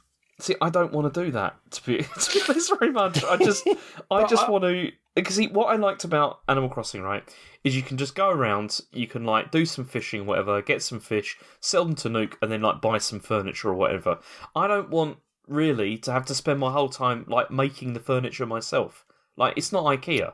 But yeah, it's like I'm sure you can. I mean, just like any of these games, like in Stardew, you can spend all your time just fishing and going to bed, and fishing and going to bed, or you can do things in dungeons. All the best versions of these types of games allow you to play it in whatever way you see fit. Like same with Portal, you can do that same as well. So I imagine if this game, if it is one of those games and it does what we expect it to do, I imagine you can play it in the way you want. Be that either crafting and making your own furniture and potentially selling that to make more money, or just fishing and getting the money to buy furniture. Yeah, I'm sure you're right. I mean, I'm sure that probably is how it is. It's just, I was a bit concerned, like, seeing it, because it just looks like they're going full on towards that, like the whole, like, the craft stuff and having the right recipes for everything. Because, I mean, that all comes back like pocket camps like that as well. And I don't really want this to feel like work. That's the thing that for me is the difference between Animal Crossing and that style of, and like stuff like Stardew and everything, is that feels like a job. Animal Crossing never feels like a job to me. It just feels like somewhere you can exist and just have a bit of fun or whatever. So I'm a bit worried about that. And also the other thing I've been a bit concerned about is that they've not shown, like, there's been tiny snapshots and stuff of, like, more developed houses and stuff like that around. But in all the stuff they've shown so far, it's just been like tents and things like that, and I'm just worried this is just a camping thing. I want to make sure this is actually, I can like create like an entire village on this place. I want to industrialise. Put it that way. I don't want it to just be like just sitting around camping. That's not going to be as fun, I don't think. But I don't know. Hopefully, I'm just wrong. What do you think about like the online mode or the sort of the 8-player stuff that they showed? Well, that's fine, but I mean, will it have voice chat? Does anyone really care? Yeah, I mean, if you use Discord, of course we will. Yeah, but I mean, online for Animal Crossing has never really been like a massive thing anyway. I mean, they had like the Dream Suites in New Leaf, which was all right, but I don't really see a huge point to it, if you see what I mean. Like visiting other people, you can have a look and see what people have done, and you can share like fruit and stuff like that. But aside from that, there's not really a reason. Like real activities to do together with it. It was just I mean, they started adding that with add-ons like later, but like with New Leaf, there was add-ons that like added activities and stuff. But again, this is not really what it's been for me. Like Animal Crossing has always been my happy place that I can escape to, and it's that's what I want it to continue to be. I don't want it to suddenly become something which is about work, because then it's just less fun. But this should definitely be called Animal Crossing Happy Place, shouldn't it? Yeah, that's what it should have called it. Or Take It to the Ocean. That works. Yeah, it's also a good both name. Both good Strong names. name. Yeah. I mean, they also mentioned something about like, is it resident services, where basically you can you can obviously craft items, but also I think it showed like Tom Nook giving people money for their like weeds and stuff. Yeah. So if you like clean up the island, you give out to Tom Nook, you get money. That looks decent. Also, there's like Nook miles. Again, there's like tasks you do. It's like another currency. You gain Nook miles, and you can use that to like. That's all very pocket camp. Use that to trade in for items and recipes. Yeah. So. Yeah. I know, as long as there's no microtransactions, whatever, it's fine. I can't believe they haven't shown off integration with Pocket Camp. Surely that's going to be a thing. They'd be stupid actually if they didn't. They'd be stupid if they didn't, but I haven't seen it yet. I mean, that would maybe get me to download and actually play Pocket Camp if I knew. I mean, I'm pulling a face. I really don't want that. No, I don't know what want you're that saying. either. Like they would be stupid not to. I'm not saying it's going to totally destroy it, but Pokemon Go, there was a connection. Like if you could maybe import or do something, or maybe things you've got in Pokemon Go you can put into the one Switch. They'll be stupid not to say there's integration, because that would get even me downloading and potentially playing that before Animal Crossing on Switch comes out. Thinking, maybe if I play this a little bit on the mobile, that would help me when I get the Switch version. They'd be stupid not to have some integration. Hopefully, it doesn't take over the game. But hopefully that I think that'd be cool if I did. But we'll see. It's Nintendo. Anything could happen. But no, I'm still pumped for Animal Crossing. I can't wait. So when is that? March next year, right? Yeah, it's March next year. Yeah. So I'm excited. Pending more delays, because that could always happen as well. But we'll see. Let's bloody open up. Okay, and that's pretty much it. I mean, I thought it was a really good direct. I was very impressed. I thought it was taken us about half an hour to go through it. So it was really strong. I thought, I mean, okay, a lot of the stuff was things like ports and old stuff and all that kind of thing, but I don't really care about that because a lot of it was really good. So and there is still new stuff coming as well. It's So I thought it was. This felt like it was a very good direct for people like us. It's not just that like things like this. So I mean, we had this, last week, and then 2 weeks ago we had that Nintendo Indie World, where it had tons of games in that. I mean, you could just have just a Switch, and you'll have nothing but amazing games to play for all the time. Basically. I am quite firmly if I had to just pick one console now. Yeah. I think I probably would as well. As much as I miss the 4K and the 60 frames and stuff, just think how much I play my Switch, the versatility and all the games. Yeah, you'll be, if you can only choose one, I would probably go that as well. Yeah, man. See, the other thing as well that I think that they've really seemed to have nailed now is that, as I said, we had this direct that was kind of like content for people like us, like people that really like games, this kind of stuff. And then they had this weird fitness ring, which is the next story I've got here. Yeah. Which was this. And not so long ago, that would have been the core focus of that direct. For 20 minutes or whatever they would have done on that. Whereas they seem to have realised that people that watch those directs are not the people that want to know about this stuff in minute detail. So what this was like some weird... Okay, I'm just going to call it a weird fitness ring. I've already said that twice that's before. Fine. Yep. But that's what it looks like. There's no the video that they released showed no details aside from it being some kind of ring that you attach the Joy-Cons to, and then you can squeeze it or put it over your head and all that kind of thing, and you can do exercises. And they showed it being used in different cities. No game footage at all, just people using it somehow we would thought. I mean, it looks like this is another Wii Fit kind of thing, doesn't it? I mean, yeah. And that's it. I'm just wondering how clear the general public's memory is of the piles of unwanted balance boards. Yeah. Do you know what I mean? But this is different though, because this is just a piece of plastic, isn't it? It's not going to be a whole massive balance ball kind of thing. Which I'm hoping that whatever this is not going to be ridiculously expensive, and it is just going to be something you just buy as an accessory or whatever. Yeah. And it's 30 quid or whatever, but not ridiculous. Whereas 30 quid? No, I think it'd be way more. I think it'd be 60. Really? Really? I don't think it will. Because it's going to be less. It's not just literally a bit of plastic. It stretches and all sorts. It's not just hard plastic. I know what you mean, but it's not just hey, here's a bit of hard plastic you clip your thing into. This is it's a legitimate fitness it looks like a legitimate exercise just, apparatus with where it stretches and. So I think it'd be more than you think, but who knows? I mean, I think it'd probably be maybe 50 quid, and the game is 50 quid in total for the accessory with the game. I don't think 30. I'm hoping it won't be ridiculously expensive, but I mean, I'm interested to see whatever it was. I mean, I for what I played of it, I enjoyed Wii Fit, and I did lose a ton of weight actually when I used that every day for quite a while. I never lost weight with it, but it did sort my posture out, and as a result, I used to have a really weird walk. I used to take I think people called it a swagger, didn't they? Yeah, definitely not. I used to have like a proper nerd walk where I'd like every step was just a bit too long, and I'd like bob up and down quite a lot as I was walking. Yeah. The classic nerd walk.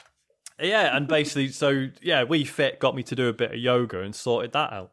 Don't ask me how that works, but it did. It was like literally, I did like 2 sessions of yoga, and then when I left the house, I was like, why am my footsteps are really Suddenly close together? Like a What's leather happening? jacket. You're like, you're hitting jukeboxes. You're like, dropping the shoulder and stuff. I didn't have Wii Fit because that was a Wii thing. It wasn't a Wii U thing, wasn't it? No, it was Wii U thing as well. I mean, there was either way, I'd always saw my Wii by this point, so I missed out on Wii Fit and didn't have a Wii U. So, and I need to do more exercise. So I'm interested in this for sure. Yeah. Yeah, if it's not ridiculously expensive, yeah, definitely. I'll if it take a was, say, 40 to £50, with the accessory and the game, what would you say? Is that too much? No, 40 quid I'd be interested. But if it goes up to about 60, forget it. How about, it depends how... £42. It depends what the game involves, doesn't it? Like, if it's... because this video doesn't show any footage, people have been suggesting... strange. Yeah, people have been suggesting, like, well, what if it's like a 1-2 switch thing where actually there isn't really anything on the screen and it is just you doing stuff in real life?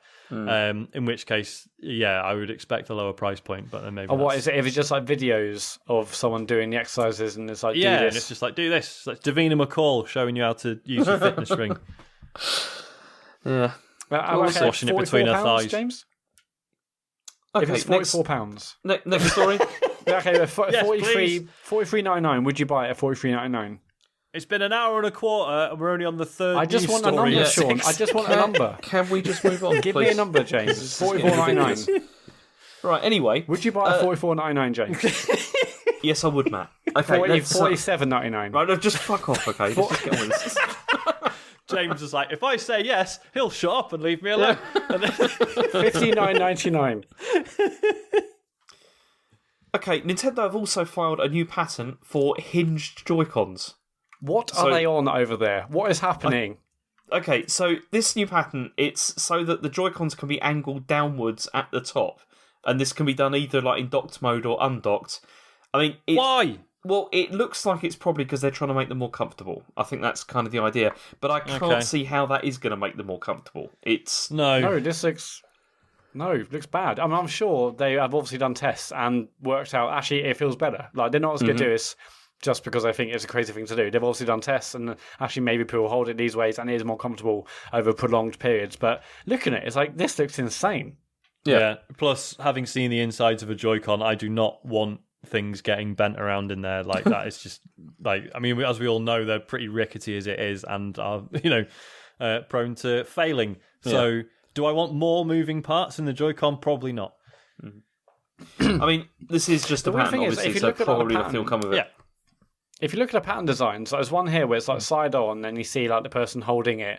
Like, my first look at that is it looks like something you might have for VR. And obviously, I think even today, I don't think it's in the news, James, but even today there's like a new pattern or new designs, maybe for like a potential redesign Switch VR thing. Oh, okay. Like, maybe this is like better for that. Maybe it's like a longer. I see what you mean. Yeah, because that is more reminiscent of your VR that controllers like that have that sort of curve VR on thing it. you might see on Vive or Oculus or PSVR. It's like, so maybe it's a longer thing for that, a longer play. Who knows? But very weird. I guess we'll see what happens when they come out. If they come out, or if they do, it may not. I mean, companies register this kind of thing all the time, don't they? And then nothing happens of it. But don't bother. Yeah. Okay, next one I've got is about Double Fine, because they had like a publishing label, which was it was an indie publishing label, which was Double Fine Presents was the thing, and this was like 2014 this began, and I mean even like Knights and Bikes, which came out recently, was released through this program, but now they're not sure what's going on because Tim Schafer has said that like it's been difficult for them to operate as a publisher when they're owned by Microsoft, who are a publisher. Yep, so they're not really sure what they're going to do.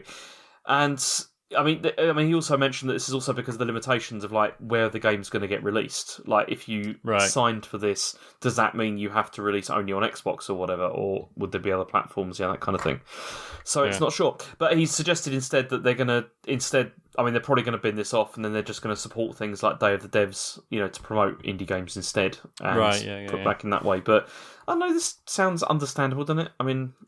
Yeah, it's a shame, but I think the only thing that's a bit galling about it is this idea that it's like they didn't really think it through when they signed up with Microsoft, and then went, "Oh no, can we not carry on doing one of the?" Oh yeah, do you remember that thing we did? Oh, hang on, how's that work?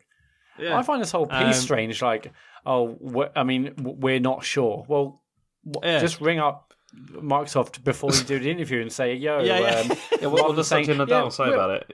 Yeah, we're not sure. Okay, well. You're gonna just give him an email now, or do you want to give him a bell? It's just a bit of a weird piece. Find out. I wonder how many things they've got connected with them still now, like, and what happens to them, because the story here doesn't mention that. Like, what it is with that. I mean, I assume it's the same as because we've seen with other studios, like stuff they are currently working on and is multi-platform. They're allowed to keep doing that, but then presumably, once current projects are wrapped up, that's when they're exclusive to Microsoft. Mm-hmm. So I guess the same follows here, but then as you say, it's not developing, it's publishing. So don't know. Okay. But again, you would have thought that like Microsoft would have been like, "Oh, we're aware you also act as a publisher. Here's how us buying you works. Like we will publish and we will support these people. Until the program's over. Yeah, like it's as weird that Microsoft haven't flagged this up as well. Yeah. But no, I guess we'll see.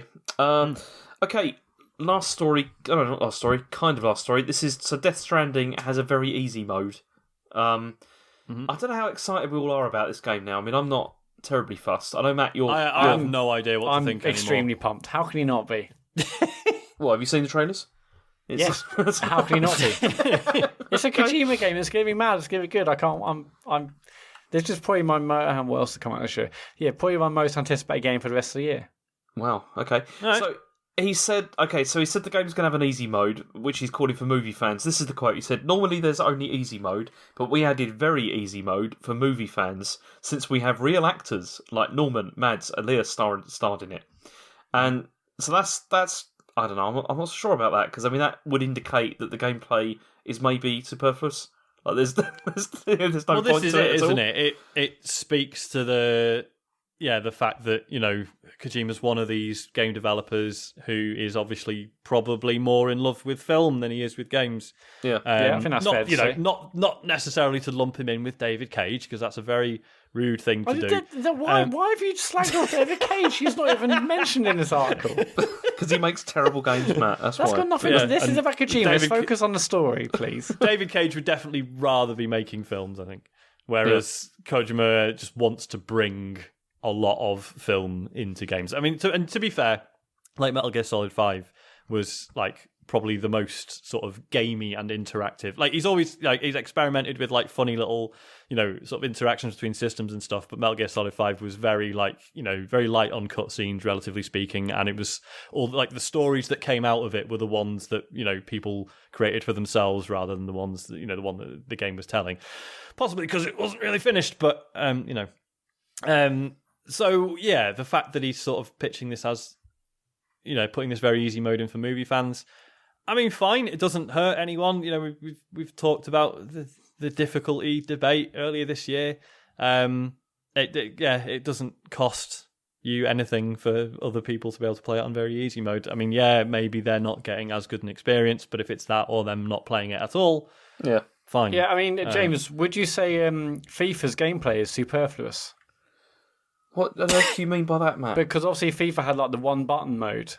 Yeah. So it boiled down what can be quite a complex game model and systems into one button. Would you say that's superfluous or what? Well, no, because that's for beginners, isn't it, as well? And it's because the whole this is for people who don't really play games, making it more accessible for people who don't play games. FIFA is not a story-based game, though, is it? Unless you play the journey. Like the whole point of it is that it's an entirely story-based game as far as I'm concerned. they're trying to achieve different things, Matt. I don't think you can really compare them. I think like both this and say One Button Mode and FIFA are both trying to make it more accessible for people who don't play games who might be interested in it. Okay. And yeah, I mean, it just sounds great. I mean, for people who maybe want to experience these type of games, but they either like don't want to play, or they're not used to playing quite complex games, I think it sounds good. This being making it more accessible for people who maybe also aren't even possibly able potentially to play like a really quite complex action game. This sounds good. It sounds great. Sure. It's a good thing. Right. Although you say it's superfluous, it makes the gameplay superfluous. I don't think it does. It makes it easier. Well, we don't know until we actually see what the gameplay is. I mean, you said it's superfluous, but well, no, I was making a offhand comment, Matt, that you've now pounced on because you really want this game to be good. Well, no, I just think just because it's got an easier mode, just like FIFA did, and you're saying, well, the gameplay's superfluous. You can't compare the games. That's ridiculous. They've both got easier control schemes. Okay. So you're saying that we can compare games just because they've got an easy mode. Is that what you're saying? I was thinking of another game where it had what could be quite a complex game system and boiled it down to a simple control system. And FIFA I suppose did that. The difference is this is done the difference is with FIFA, it's like that's there to try and onboard people who at lower skill levels. Whereas I think what James is suggesting. I think what James is suggesting is that actually Death Stranding is more just saying you don't have to do the game bits if you. You can just watch it if you want. Yeah, that's the thing. Whereas that's not obviously the case you do with have FIFA. to do. Obviously, you do have to do some interactive bits, but yeah, it's the implication that it's that the interactive stuff isn't actually important, I guess. Yeah, but that could be unfair, James. I mean, would you say, Matt, that the interaction in FIFA, even on easy mode, is not important?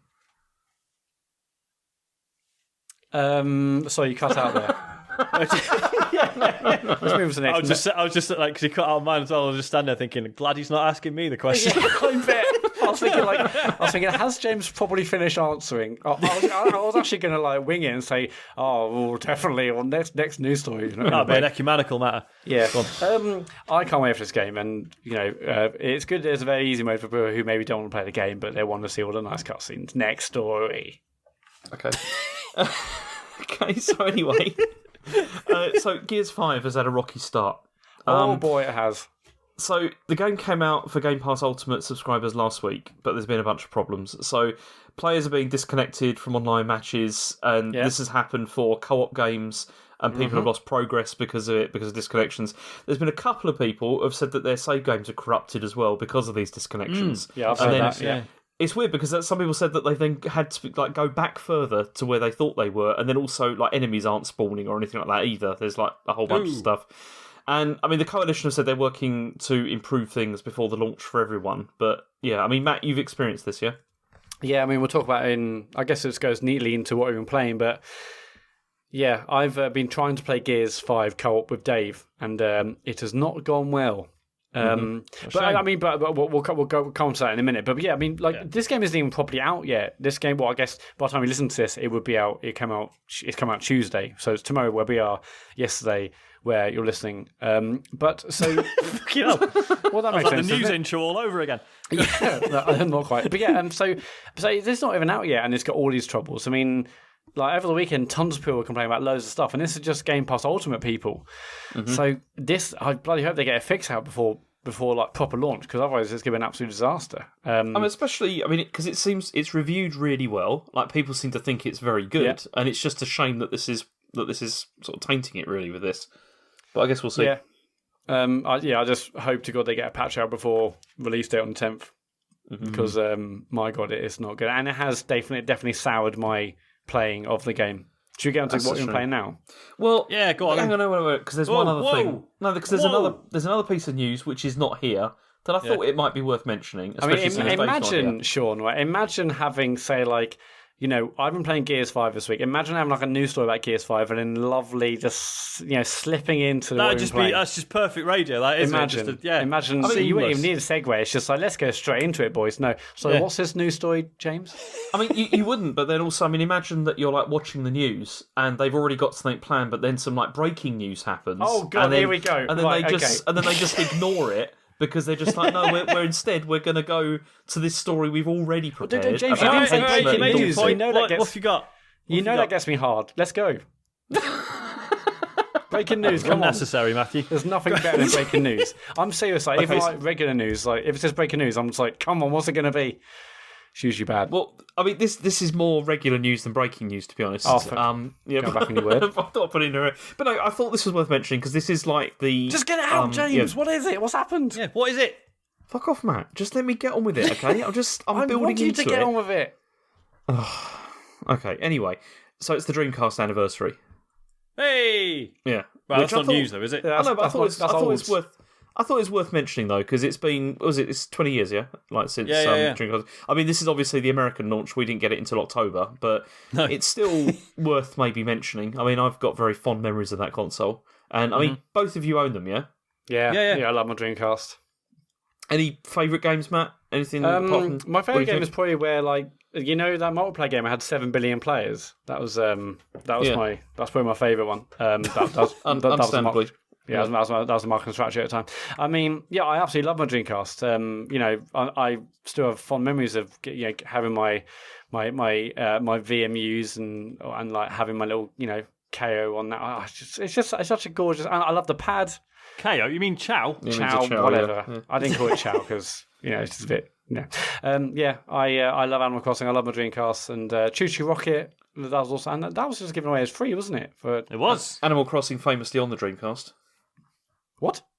You just said I love Animal Crossing. I love the Dreamcast. Did you? I missed that. Jesus. Yeah, you definitely did. Yeah.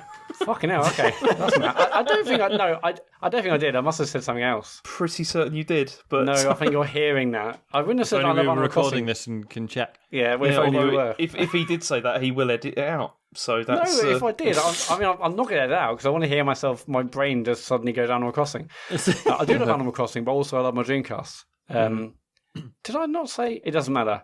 Great game. It's okay. Great console. Move on. great games. Okay, Fucking so hell, yeah, James. that's it. That's all for the news. Yeah, Cool. breaking or otherwise.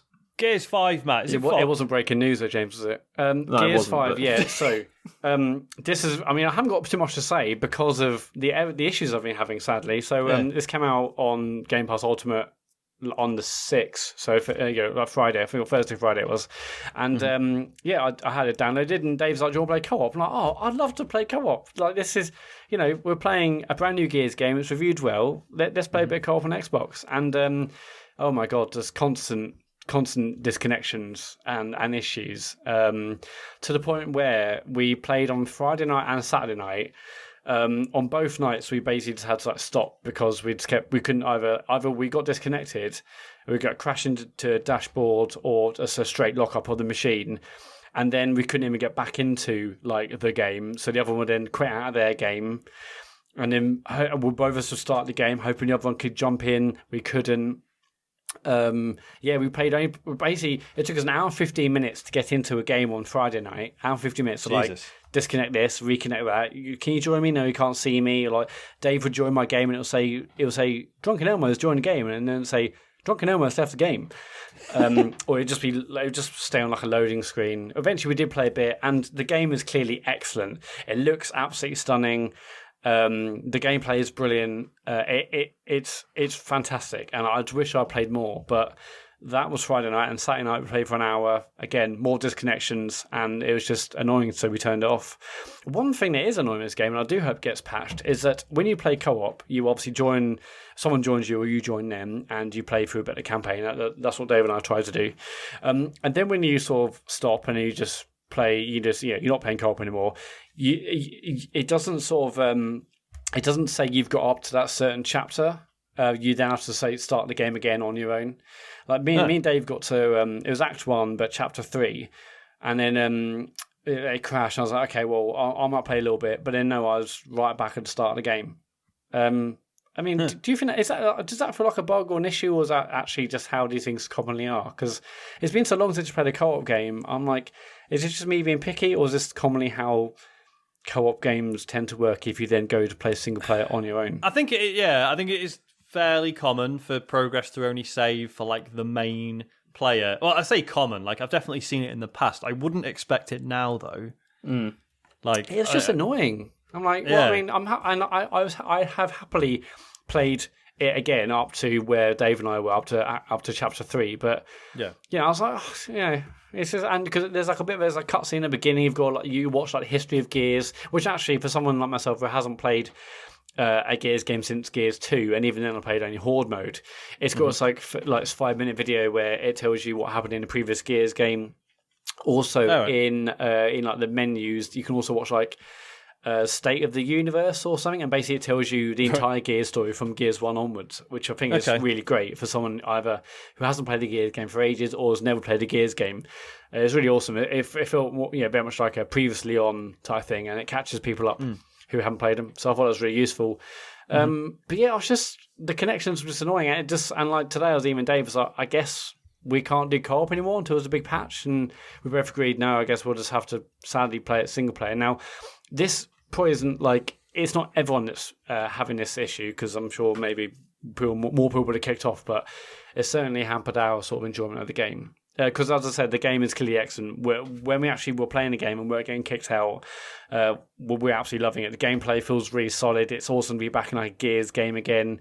It looks absolutely gorgeous. I mean, there's countless times where Dave and I were just like, stop playing almost, saying, have you seen this? This looks stunning. What they've done with like fire and lighting and sort of big expansive environments. It looks great. Gameplay is as solid as ever. It's awesome to be playing a Gears game again. It feels it's really old school, which is maybe a sad way of putting it, but it's like we're playing a great Gears game. It's an Xbox exclusive. It really sort of took me back to my 360 days, which is maybe sad because obviously Xbox has had exclusives since then, but maybe it's like the combination of both. It reviewed really well, and it's a Gears game, and we're playing co-op. But it's like, this feels really nice and old, and like like the good old days of the 360. That's the kind of thing that I think, because they were trying that with Crackdown, weren't they? That was like part of the thing with like Crackdown 3. I think they were trying to get that vibe, but it's just that it wasn't very good, but whereas this sounds like it is like legit great. So that's a good thing. Yeah, and I'm gonna keep playing. I mean, now I'm up to only chapter 3, even after like 2 nights of playing. But now I'm gonna have to play it single player, unless say suddenly announced a patch has dropped and it has fixed co-op, and maybe Dave and I will go back to it. But so even though I played for 2 nights, I feel like I've barely scratched the surface because of the issues. And like I said, these might not be mega widespread. I'm sure some people may be playing it and having a fine time. But I have heard other people saying they've lost their save files. And then other people said, I'll play it. Don't play, obviously don't play co-op, but if you're playing single player, play it in offline mode because that helps with loading and helps with other things. I think there might be some cloud save issue, even if you're playing on your own. So it's clearly got issues at the moment. Hopefully it gets fixed by launch day. But I'm very excited to keep going and playing a brand new Gears game. Have you played it at all yet, James? No, I've downloaded it and I was going to play it on Friday night, but then we found out that the 2 other people, because we were going to play like 4-player co-op, but then 2 of the people had Game Pass Ultimate and 2 of them didn't, and so it wasn't they couldn't play it. It wasn't available for them, so we were going to wait. But now I'm kind of glad that we didn't now, because if it sounds like there's a bit of a nightmare in terms of connectivity, then probably we'll leave it for a bit. And I don't know if it spreads across Horde modes and the other sort of modes. I mean, Dave and I literally, from what I've read. Okay, it does. Okay, we only really tried to play the campaign co-op, but I really hope this is fixed by launch, because I don't want this game, which has reviewed well, to be hampered and sort of destroyed by the fact the online is a disaster. I really hope somehow that they're getting stuff sorted. Because I'm sure they'll fix it. I forgot that actually this game wasn't even out yet. I was like, wow, it's a lot of errors. I mean, and I was like, oh, hang on, this is just for Game Pass Ultimate people. This isn't, I mean, that's obviously going to be quite a small percentage, really, of overall Xbox users. I don't know. Do you reckon? Well, yeah. I mean, surely, not everyone has Game Pass, and then also, I suppose, hardly it's one of those Game Pass users, even a smaller percentage have Game Pass Ultimate, and if it's having these troubles now, oh my god, again, by the time we listen to this, the game's already out, but I really hope it's not an absolute disaster, because this game, it feels like it deserves to do well, and it's an Xbox exclusive, which actually reviewed really well, and people are pumped for. So, yeah. I'm still excited to play more. Is this Sean? Is this on PC Game Pass? It is, but I've downloaded it, but because I'm only on PC Game Pass rather than Game Pass Ultimate, I can't actually play it until. Oh, right. You didn't do like the £1 deal thing. No, well, I didn't think there was any point because I don't have the console there because I don't need Xbox Live Gold. That's a good point. I don't need it for the console, so I only need it for the PC. So yeah, I haven't bothered, but yeah. I think there is like currently like a £2 deal for 2 months, but this game's out by the time. It's out tomorrow, so who cares? Yeah, but it's awesome. A new Gears game's out. I just wish it worked a little bit better. Shame, yeah, because I'd heard. I mean, obviously, we all have just heard loads of good things about it. Like the amount of people tweeting saying like yes, it's Gears and it's familiar, but it's actually pretty amazing how fresh it feels, which has been really cool. Because as you say, it's nice to get that Xbox 360 nostalgia hit, but also you don't want it to just lean on that as Crackdown did. No, it sounds like it has actually taken things further and done quite interesting new things. It's got skill trees and stuff, so you get like, I can't remember what they're calling them in the game, but essentially you get like skill points, and you can put them into various elements of yourself, or you also get this robot drone that's following you around, and you can upgrade that robot to help you with health or to help dealing with other enemies and whatnot. So there's a bit of an RPG element there, at least. And we're only very, very early on. Apparently, there's also like slightly open world areas and other stuff. So yeah, I'm excited to delve more into the game. It sounds kind of like God of War-ish, if you know what I mean. Like they've added I've heard stuff, a lot of that game mentioned in the reviews and stuff, saying it's taken its influence from that. And obviously, God of War's a stunning game, so I'm very excited to see how it's lent on that. And then also it's got Horde mode, which I haven't played in years, and I'm definitely eager to give that a go again. Yeah, totally. So that's Gears. Hopefully I'll have more to say next week. Because I'm going to just play it single player, so as long as that works, and also maybe to drop a patch, I'll be hopefully have a lot more to say about it next week. Yeah, it'd be interesting to see if we can actually play together as well. I know we. Oh yeah, we should definitely give that a go. Yeah. Yeah, like I've definitely, and I've said before, I've definitely had it working with Sea of Thieves, but I'm always I'll always be a bit anxious and then impressed if crossplay between PC and Xbox actually works. So well up for that. Yeah. The other thing I'm playing obviously is Alex Kidd. I am very, very close to finishing it. I've still not done it. Okay. I'm not saying like as if you should have by now. I know you're really hoping to finish it this week. Basically, so you have these Yankin matches, these like rock paper scissors matches at the end of each level, and if you get it done first time in like the first like 2 hands, as it were, then those are the same every time. But if you fail to win in the first 2 rounds, then it's just random basically. You can pick up things so you can see what the enemy's gonna do, but they change at last second. Basically, I had like the first 5 bosses written down, so I literally would go to each boss.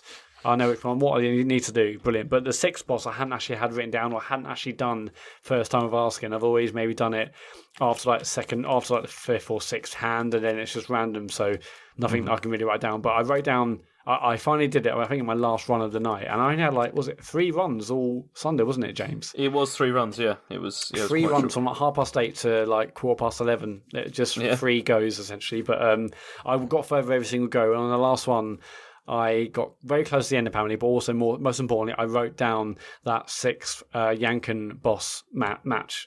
So I can get basically to that last castle easy now. So I'm very confident I'm going to get it done this Sunday night. What do you think, James? I think you will. I'm quite confident you are going to do it because you got very, very close like this time. I mean, we finished on that last run, and as people in the chat were saying, it's like you've only got a couple more screens to get through here, and you had pretty much got it down. So I think it will happen. Maybe not on the first go, but I think you will do it. Yeah, so I'm very excited to get back to that. I mean, I said on Sunday it was give you business. Then we went into like a half an hour story about, all sorts of, about drum lessons and all sorts of things. So it wasn't as business as I would have liked. But I'm going to get it done this Sunday. I've got a really good feeling. So this Sunday, 8:30. But that's what we're playing this week. It's just a bit of Gears and a bit of Alex Kidd. Like I said earlier, I haven't actually got back to Astral Chain. I know I need to. It's not calling me, and I need fucking great. I need to push through. James, how far are you into I'm Astral on Chain? file 5 of this. Okay, so you're 1 ahead of me then. Oh, okay. Because I mean, I've hardly played any this week though.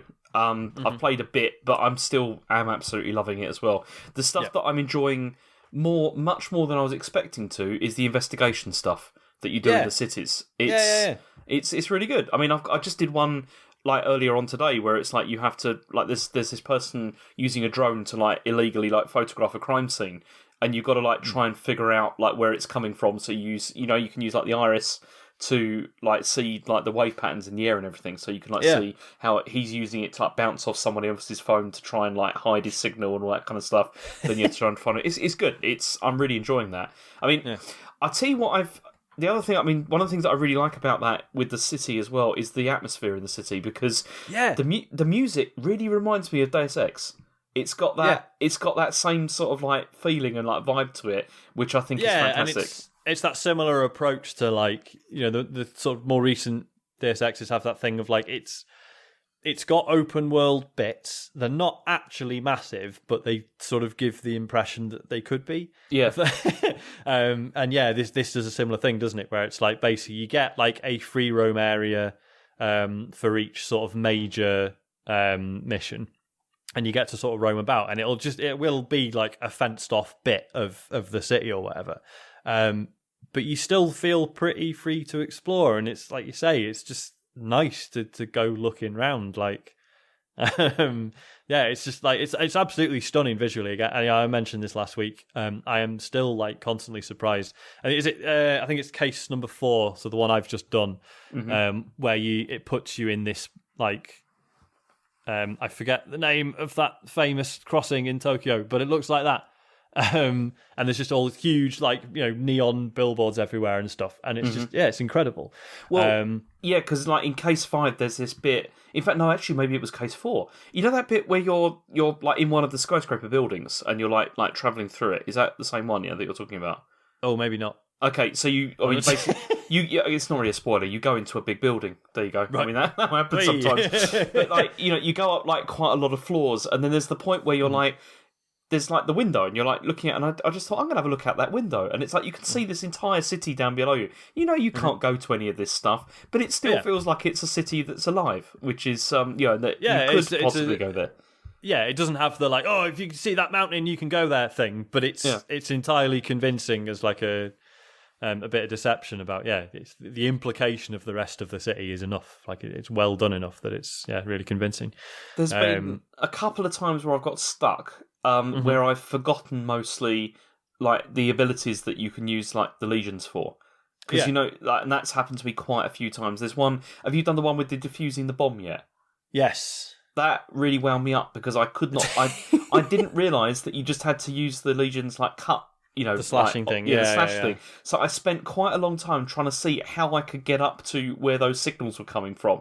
Because I just thought, I've got to go up there and I've got to disable them. I tried to use the one that's like the bow and arrow one to just try and like shoot it. That didn't work. And then I was like, oh, I'm an idiot. I need to just smash through them and then it'll be fine. But I've done that on numerous occasions now because it happens later on as well when I was in this like hospital facility. And it's like you're supposed to go over this floor that's all like electrical. And I was like, how am I supposed to do this? Then I realised that one of the legions you pick up later can like carry you, and it's like, of course, that's how you do that. And it's just that's happened to me quite a few times. And also when I've been out in the like in the other realm, well, I've got stuck there a couple of times, and then suddenly realised I'm being stupid, because it's just a simple thing usually involving like a legion ability. But but it is really cool as well that so each legion, if in case we're explaining this poorly, you have the whole game is based around the fact that it's you running around doing like melee combat and what have you, but you also have this other creature on a weird chain, an astral chain you could call it, and they help you out in combat, but as like James is saying, they also have like these extra abilities that help you out when you're just like free roaming and just like helping out with traversal and stuff. And it's just proper good. Like some of them, it's really like you've got the guy with strong arms and he can throw objects out of the way. But then, as you say, that he's also the guy that like you can like climb inside him and then he can take you across like dangerous floors or whatever. There's just like loads of stuff like that, and like I'm seeing things in like in sort of earlier missions where it's like, oh yeah, you need like a different legion to be able to get past this bit or whatever. So I'm assuming the idea is you get to replay it with all the legions. I think so. Yeah, you can go back to those locations and there'll be stuff that you can dig up later or whatever. Yeah.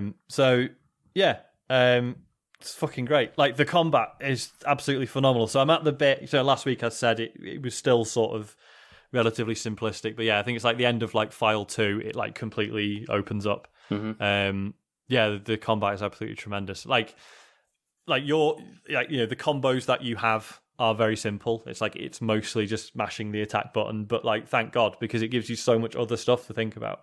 And it's just really cool seeing Platinum branch out. Not that they ever haven't. I just can't believe they found another way to do it. Like like Nier Automata was very like it's brilliant and the combat is fine, but it wasn't up there with like it wasn't up there with like Bayonetta or anything. But it was interesting enough story-wise that like that really carried it through, and the weird sort of structure and everything that was going on was like properly interesting. This is again in some ways like a lot simpler than something like Bayonetta, but the interactions with the Legion are just absolutely fascinating, like constantly maneuvering them around, doing the little synchronized attacks and stuff that are like properly satisfying to pull off. It's so fun. I still feel like I'm getting like okay ratings as I go through it. I still feel like I'm quite sloppy, and I'm looking forward. Like I can't wait to see videos of like proper high level play on this, because I think it'll be absolutely stunning. But yeah, sorry, you were going to say something. But yeah, I mean the complexity of the attacks that you can do with just your character, that does increase as well, though. Like you can, because once have you upgraded like the baton and stuff yet? Have you done that? I have once. Yeah, so I've upgraded it about 4 or 5 times, and it adds like quite a lot of extra like moves and everything to it. Like ones where you can like hold down the button for like a certain amount of time, and it'll do something like more powerful and things like that. So it's well worth like. I mean, that's what I've spent most of my money on, rather than items or anything. It's just I'm upgrading the stuff because it makes it a bit easier, but also it's. I mean, what difficulty are you playing on, Sean? Platinum standard. Oh yeah, I'm not playing it on that. I'm playing it on an easier one version of that, but but as you said, it is very satisfying, especially the chaining like mechanic as well is really good. Like just and even using that to catch people, like when you're doing the investigation, I've enjoyed. Like when somebody legs it, and you're like, okay, I'm just gonna put some chains around you, send the Legion out, and just wrap them around. Yeah. It's very good. Fun. But oh god, sorry. We'll continue playing, but yeah, absolutely. I'm pretty much like, because I don't know if anyone's expecting me to be talking about Monster Hunter Iceborne this week. I think they will. I haven't played it yet because I really just want to get Astral. Like I'm trying to just focus on one fucking game at a time, because I'm sick of like picking up several and then not finishing all of them. So yeah, I really just want to get Astral Chain done, and then hopefully I'll move on. I mean, Monster Hunter is going to be like on and off for the next few months, I think, because it's pretty huge, I think. Yeah, I absolutely adore Astral Chain. It's so good. It's great. You played anything else, James, or is that only really that? I mean, I played Destiny 2 over the weekend for a bit. With some people from the community. It was good. I mean, I'm just doing pursuits now. Like the like the mission stuff, and I'm quite enjoying that, because you do realise like how clever like some of those are. Like you have to try and it's basically just figuring out puzzles and stuff, which is quite fun. But yeah, I'm enjoying going back to that, because it's always fun to play. But that's about it. What are pursuits? Are they like a different small mission type? Basically, yeah. You pick them up all the time, like as you're playing. Like things like like you should go to this planet and like kill this many like stuff with this gun or whatever, and then it will like advance it to like a next stage. Then you get like new like armor and stuff like that. It's basically stuff like that. It's just like they're like sort of smaller like sort of mission stuff, but more sort of esoteric and weird, where it's like it doesn't really like you have to try and figure out what it means. Like there was one I played one on Saturday, which was one from year 1, which was like the Rat King, where it's like basically like poetry, and you've got to like try and you've got to like just figure it out, and like play with other people and like figure out what the poetry means, and then you can advance. So it's a lot of stuff like that, but which is fun. It's it's good. But yeah, cool. It still continues to be excellent. Yeah, I mean the new stuff for that is out in a few weeks, and I don't think I've got time right now.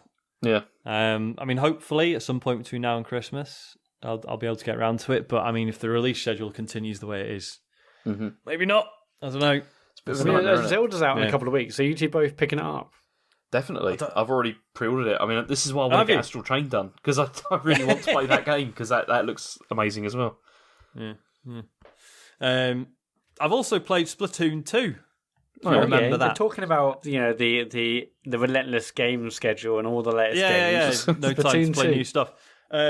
No, well, I got it just through a couple of people I know on Twitter. I sort of got wind that a couple of them were both sort of playing quite a lot, and they were getting involved with a community called High Score Club, who they just organise like small tournaments and stuff. I think they do like Smash Brothers 1 and a couple of other things. And yeah, they have these. I think it's like twice a year they have like they call a Splat tournament. And this was their 7th one. Yeah. And and there's like a few organised teams, and I managed to join up one called Fuguzi, which is a very clever joke if you like post-hardcore, and Fish. But we absolutely sucked. Like, we were really terrible. But it was really good fun. Like, I forget like quite how ridiculous like high level Splatoon play is. There was one team called Team Lunch who absolutely destroyed everyone else, and we were up against them first, and it was just embarrassing like how easily they took us out. It was like they were reading our minds everywhere we thought. So we were playing Splat Zones, which is basically like King of the Hill mode, so you just got to control like one area, and you both teams are fighting over it. And it was just like every time I was like, oh no, actually I'll sneak around to the area in this, like using this route, and they won't see me coming, and they did every single time. But yeah, it was proper good fun, and I like. It's a shame that the Splatfests are over, but I can see myself continuing to put a bit of time into Splatoon 2, but like nowhere near enough to actually be any good for the tournaments. It's cool that there's still enough people playing it. Yeah, absolutely. Like, because it's still massive, isn't it, in Japan and other places? Yeah. So yeah, there should be a lot of people playing. It's weird, like the weird sort of economy it has with the whole getting abilities for your gear and stuff. In that it's like it's got this whole system where so every time like a piece of equipment gets like a hat or jumper or whatever gets like a certain amount of experience points, it gets a new ability, and it's always random. And you see like all the pro players, they'll have all their kit so that like it's got like the same ability 4 times so that it stacks, and you get like huge benefits, and then that sort of really allows you to hone in on like a certain play style or whatever. But that, like, I can't even imagine how much time that takes to do, because it costs. Like, what you can do is, so when you get a new random ability, you can scrub it if it's not the ability that you wanted, and then that goes into that becomes like a resource, and then once you've got so many of like a certain ability type, you can then like put them on a new piece of gear, but you need like 20 of them to do that, so you'd have to level up like loads of different gear so many times so that you randomly got this one that you wanted 20 times before you can then apply it to something else. Jesus. Which is just absurd, and it costs costs loads of like the in-game currency to do that. Mm-hmm. So like the system is fine, like on paper. It's just that it takes so long to actually do it. That I can't imagine how people have had the patience to have these like really sort of focused like gear sets and stuff. There's always people that will do that kind of thing. True. That will spend all day doing it. Yeah. So yeah. Splatoon 2 is very good. That's all I have to say. Emails, I guess. Okay. If you want to email us, it's podcast@thecomputergameshow.com. Capone Adam has written in. He said, I bought my PS4 at launch and never had any issue with it. I've been tempted by a PS4 Pro for over a year now, but just can't bring myself to do it. Now we're down to the last 3 big PS4 exclusives with Death Stranding, Ghost of Tsushima, and Last of Us 2. Is it worth getting for those 3 games, especially considering I don't have a 4K TV? Personally, I'm leaning more towards getting a PS5 and a new TV at launch. I believe you all have PS4 Pros. How essential are they at this stage of the cycle, and would any of you really struggle to go back to a standard PS4 and non-4K TV setup? I mean, So a couple of things about this. One, I think Ghost of Tsushima is actually going to be a PS5 game. Do you reckon? We haven't seen anything of that for so long. I think they're going to just push that back and make it a PS5 launch title, maybe. Yeah, maybe. I mean, or maybe, maybe it's just an exclusive they're saving for next year. I mean, obviously we've got Last of Us next year. So maybe they're going to just space them 2 out, and like maybe actually Ghost is the last PS4 game. But in my mind, I'm thinking, well, it wouldn't be the end of the world if they just saved that and made it like a big PS5 blockbuster. But Yeah. Who knows? Yeah, In terms of Last of Us 2, actually, while we've been recording, they've announced there's a Last of Us 2 media event on the 24th of September. Whoa! So we'll get maybe a new trailer, God knows what else. But yeah, very pumped for that. In terms of essential, nothing's essential, basically. I would really say it's not, especially if you haven't got a 4K TV. I don't see the point at this stage. It's I definitely would save the money for a PS5 and a new TV at this stage. Yeah.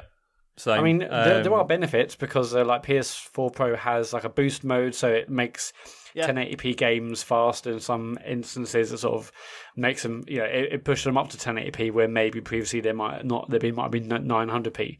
Is that what that means? I thought it was just increased frame rate and stuff. I think it does a bunch of different things depending on the game. Okay.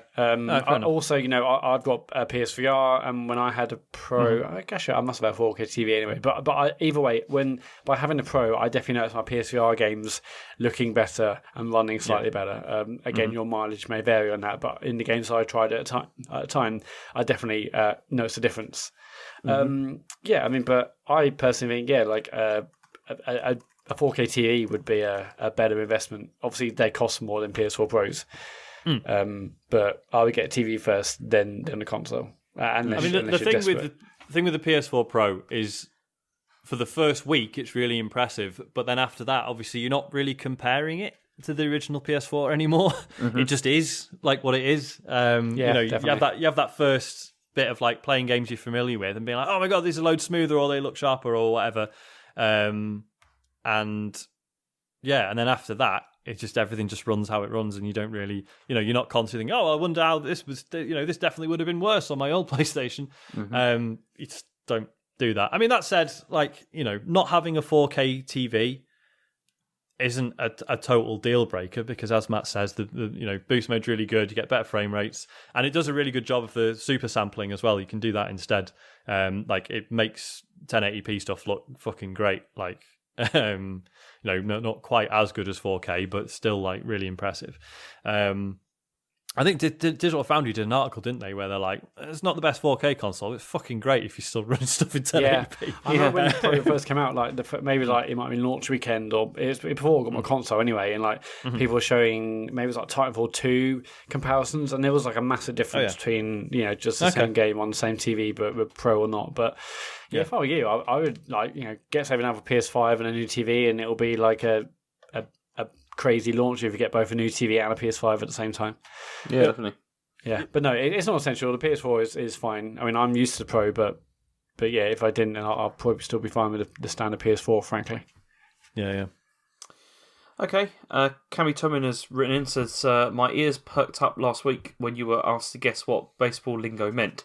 Not a bad effort, but wildly off base in some instances. Base, that's a great nice pun. It's pretty good, isn't it? Love it. Love your work, Cammy. I thought I might say we struck out with our answers. That's you absolute... No, I was going to say... Okay, let's move on. Go on, call me a ball. I was going to call you a pitch, but I thought problematic. So yeah, a little bit. And I said it anyway. Go on, James. Let's move on, James. I thought I might continue instead by asking you to guess what certain NFL terms mean. I've been badgering Sean for months now to try the Madden story mode. Oh, don't do that, Sean. So maybe this is the first step in an understanding of America's game. Okay, so these are the ones we've got here. We've got a quarterback. I don't know, but they're like the star of the team, right? They're the biggest arsehole in all the American team dramas. Yeah, they're always prom king. I know that much. Yeah. Basically, the quarterback's the one that stays at the back of the pack, whereas the rest of them go into their formations and trying to, essentially make the enemy go into different spaces or create space. The quarterback's the one where it's thrown back to that person and they lob it forward.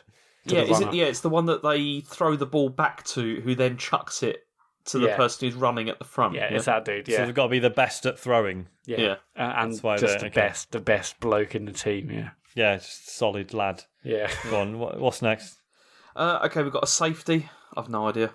I've no idea what a safety is. It says there's two answers to this. Okay. I can't think of one. Is it when you kick it out so it goes out of either side of the pitch? So it's technically over to the enemy. Fucking hell, I'm listening to you now, Sean. Yeah. It's technically an opposition ball, but at least it's further away than the touchline. No idea. I watch Super Bowl every year and I still can't remember these terms, so my bad. I don't know what any of these are. I mean, look, an onside kick. Does that mean it's not offside? Presumably, I don't know. Yeah. I was going to say, Yeah, sure. Why not? Move on. Yeah. A linebacker. I think that's a person sort of directing the pack of players in their like various like formations. I think it might be the person shouting to get people in formation potentially. See, I've got to say, baseball sounds much more easy to work out what these things are. This is just ridiculous. Cameron's just throwing crazy terms at us, I'm sure. I mean, looking at the next few, I think he is making them up. Go on. Yeah. And what's an audible? That's an online service you can listen to audiobooks next. Certainly is. Okay. A pooch punt. That's where you kick a dog in stadium. I was going to say that's Jack Black in Anchorman, isn't it? Off the bridge. Poof. Okay. A draw play. That's where you get Pictionary out and like you can't decide the game through NFL or through American football, so you just like draw a bit and like okay, you. That was a I draw think play. that is a draw play. A draw play. That's maybe where you do a play. Therefore, you get all your players in that formation. You're just doing it to nullify the opposition rather than. So you're just doing enough to get yourself a little bit more forward rather than do a great throw to the touchline. Yeah, why not? Okay. Next. A play action. Is that just like a period of play or something? A play action. I think that's just that's just to describe literally any act that a player does. That's when he took a step. That was a play action. That's when a ref blows the whistle to get going. That's the play action. Okay. I think we did really well. Yeah, I think that's a solid was good. 9 I'm out of 10. confident about that. I think I was good. Pretty much nailed it. But yeah. Yep. That's it. Yeah. I mean, well, there's okay. I mean, why are these ones in here? Because we got one here from at all. Well, no, we got one here from Rusty Steel Pipe, but James, it says Rusty. No. James, Stop. right? Okay, stop. This is ridiculous, right? No, this is James. not an email address, Matt. James, but it was big enough, and I wanted you to have something because this is your last ever email section, so you got a tweet in it. But James, this is your last email section. You got to really own it. Yeah, but you're chucking tweets in when it's not. It's. I mean, this is but it's like confused. email length. It doesn't. Just doesn't matter. Just read it out. It's not email length. It's only a couple of lines, isn't it? Well, that's good. You should be happy about that. At Rusty Steel Pipe was written in, he said, just curious, but do either Matt or James play with inverted camera in games? As a veteran inverted camera gamer, I'm always immediately digging into the menus of games to search for that particular tick box.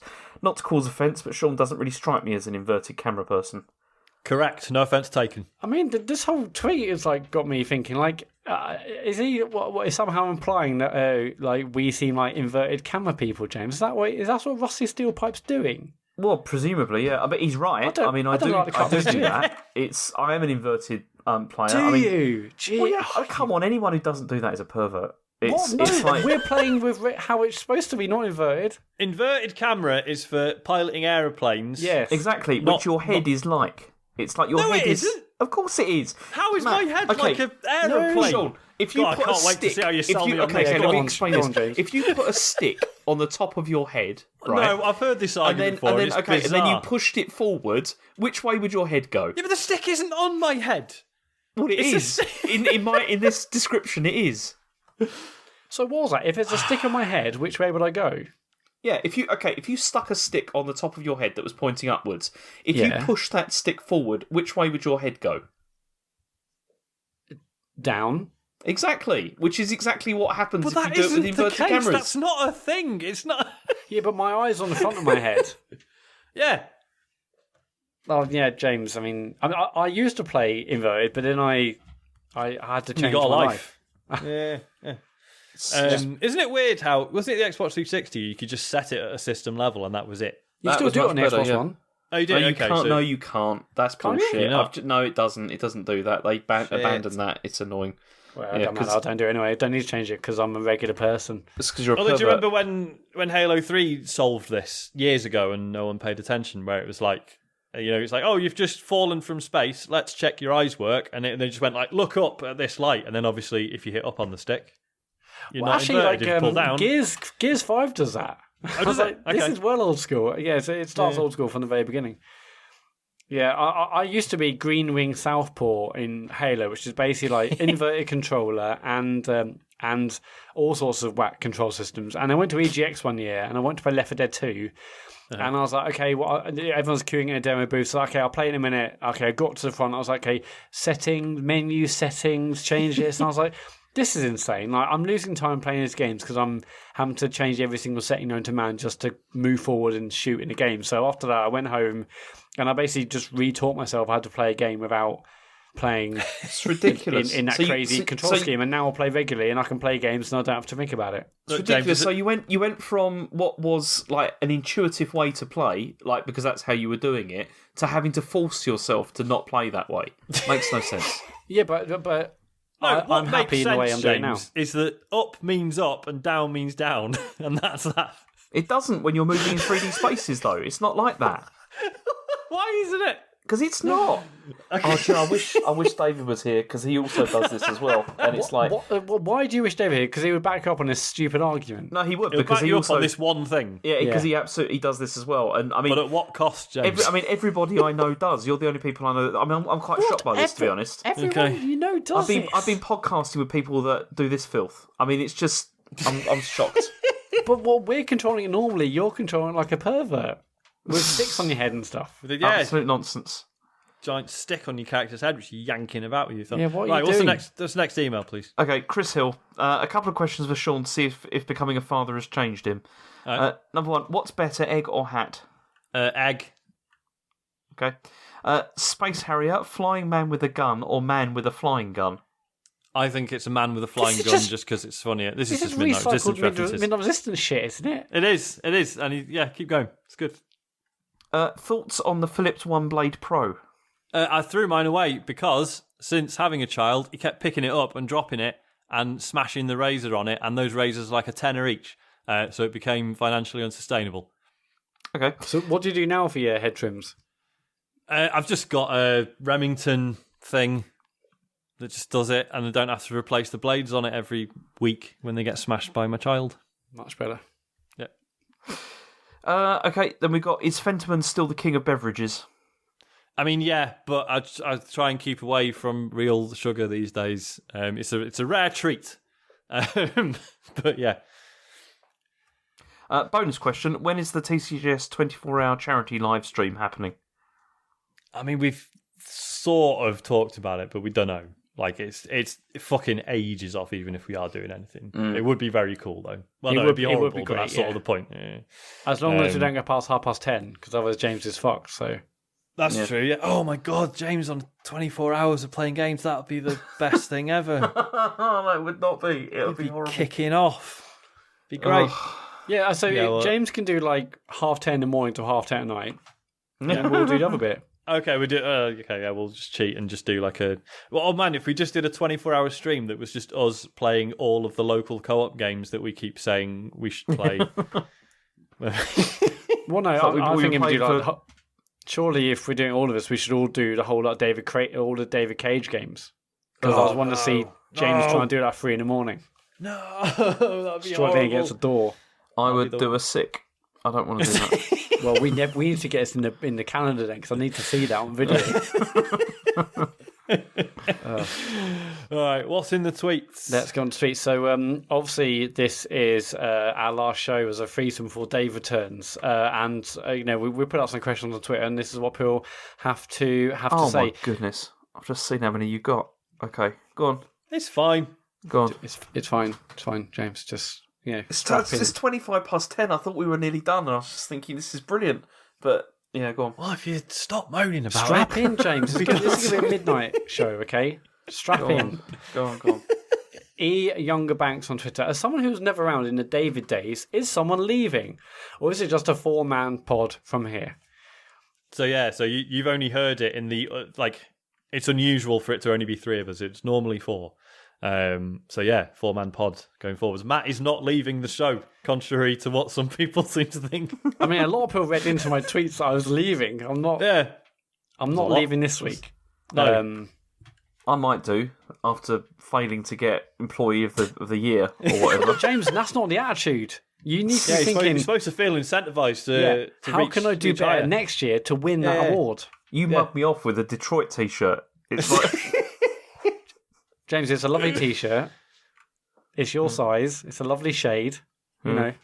Sure, you didn't get the advert in the paper like Sean. Sure, you didn't get the £15 voucher. or the Amazon voucher. Sure. But Sean's done great this year. You complained literally 2 minutes before you said that. So what do you expect?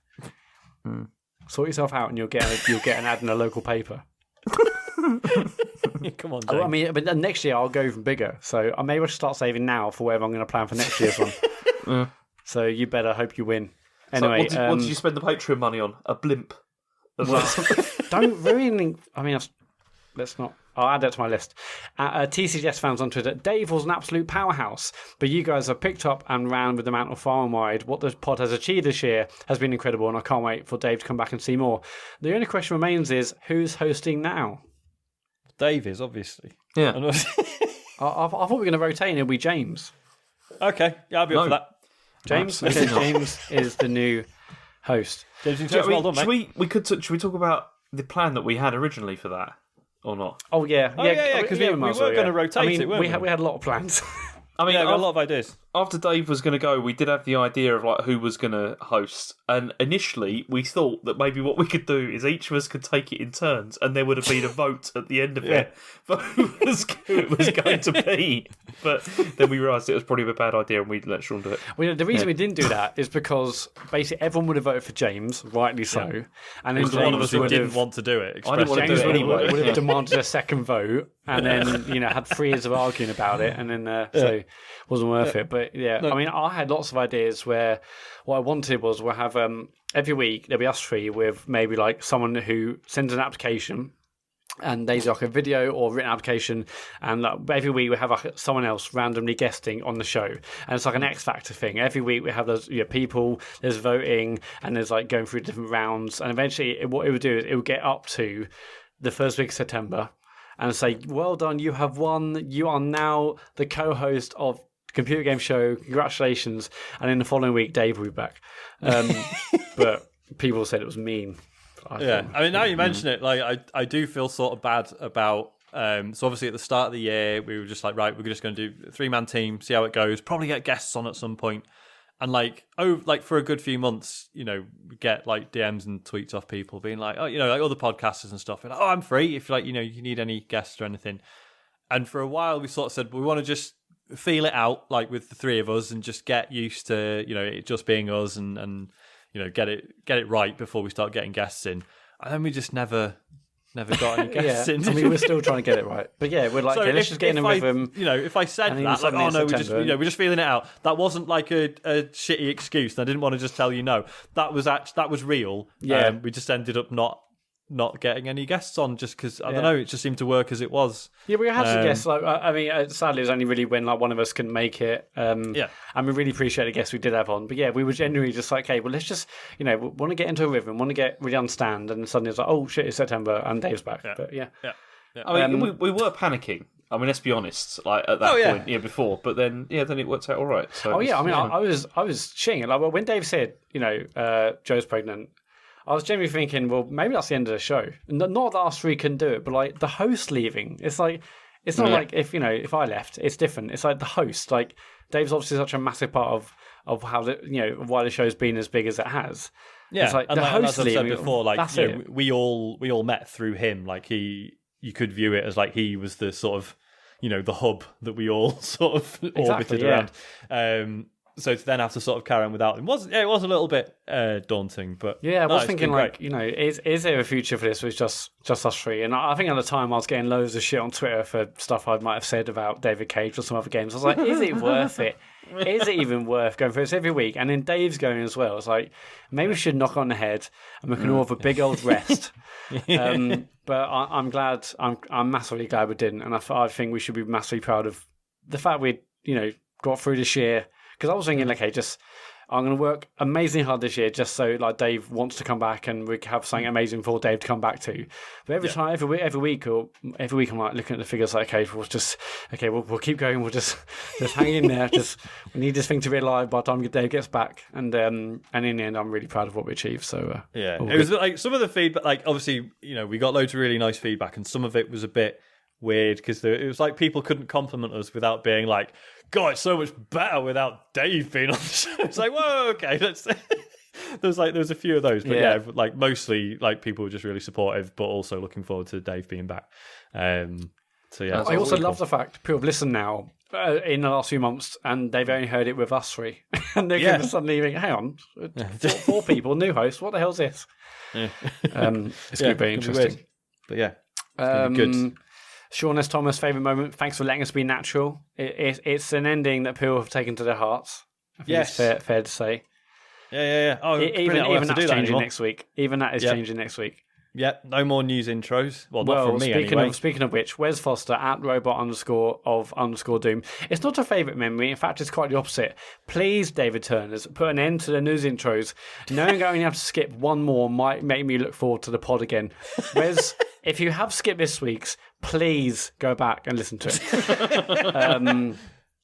Bantu Braystar, I loved hearing the joy in James's voice when he realised that you were going to be finished in a reasonable hour and he'd be able to get a good night's sleep. I'm also looking forward to his descent into despair as Dave Jong-un resumes his regular regime of verbal abuse.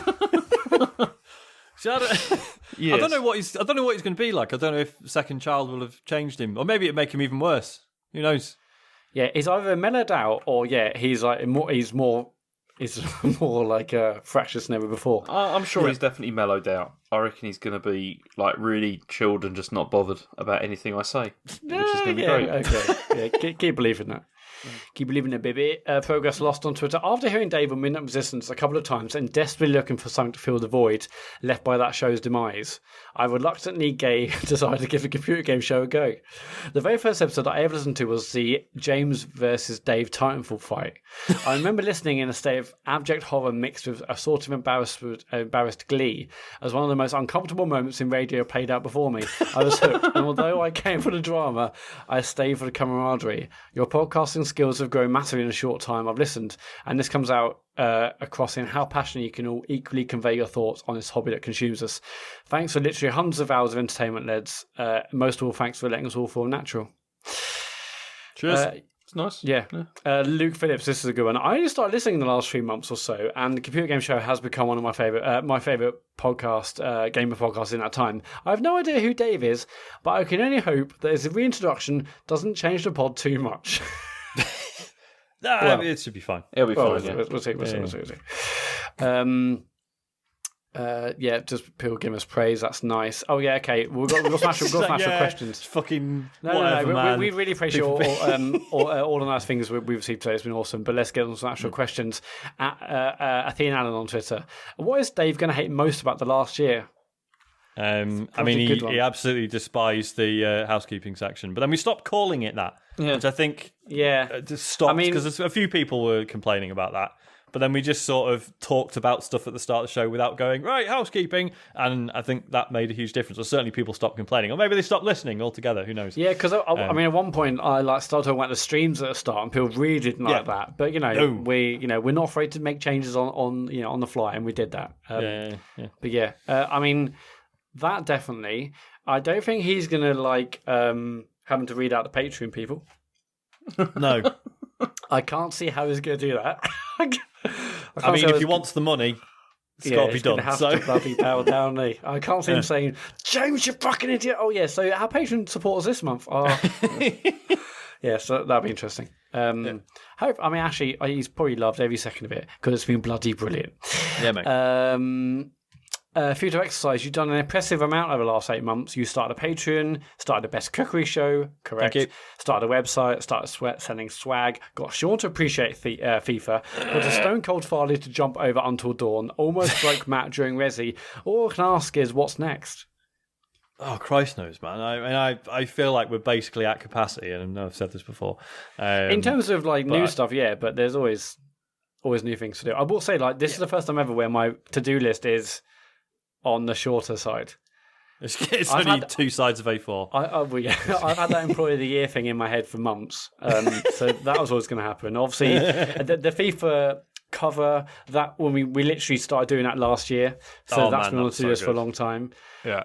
And all these things I wanted, like I said, when Dave's leaving, I just want to do the best we can absolutely do. So when he comes back, we've got loads of stuff. He wants to come back. So the website is always in the plan, the Patreon, and we've just, we're lucky with your cookery show has been amazing, Sean, and all the other streams and stuff we've done. And as to what's next, I mean, there's always things on my to-do list. We'll just have to see what happens in the next few months, I guess. But always looking to push forward. Defo.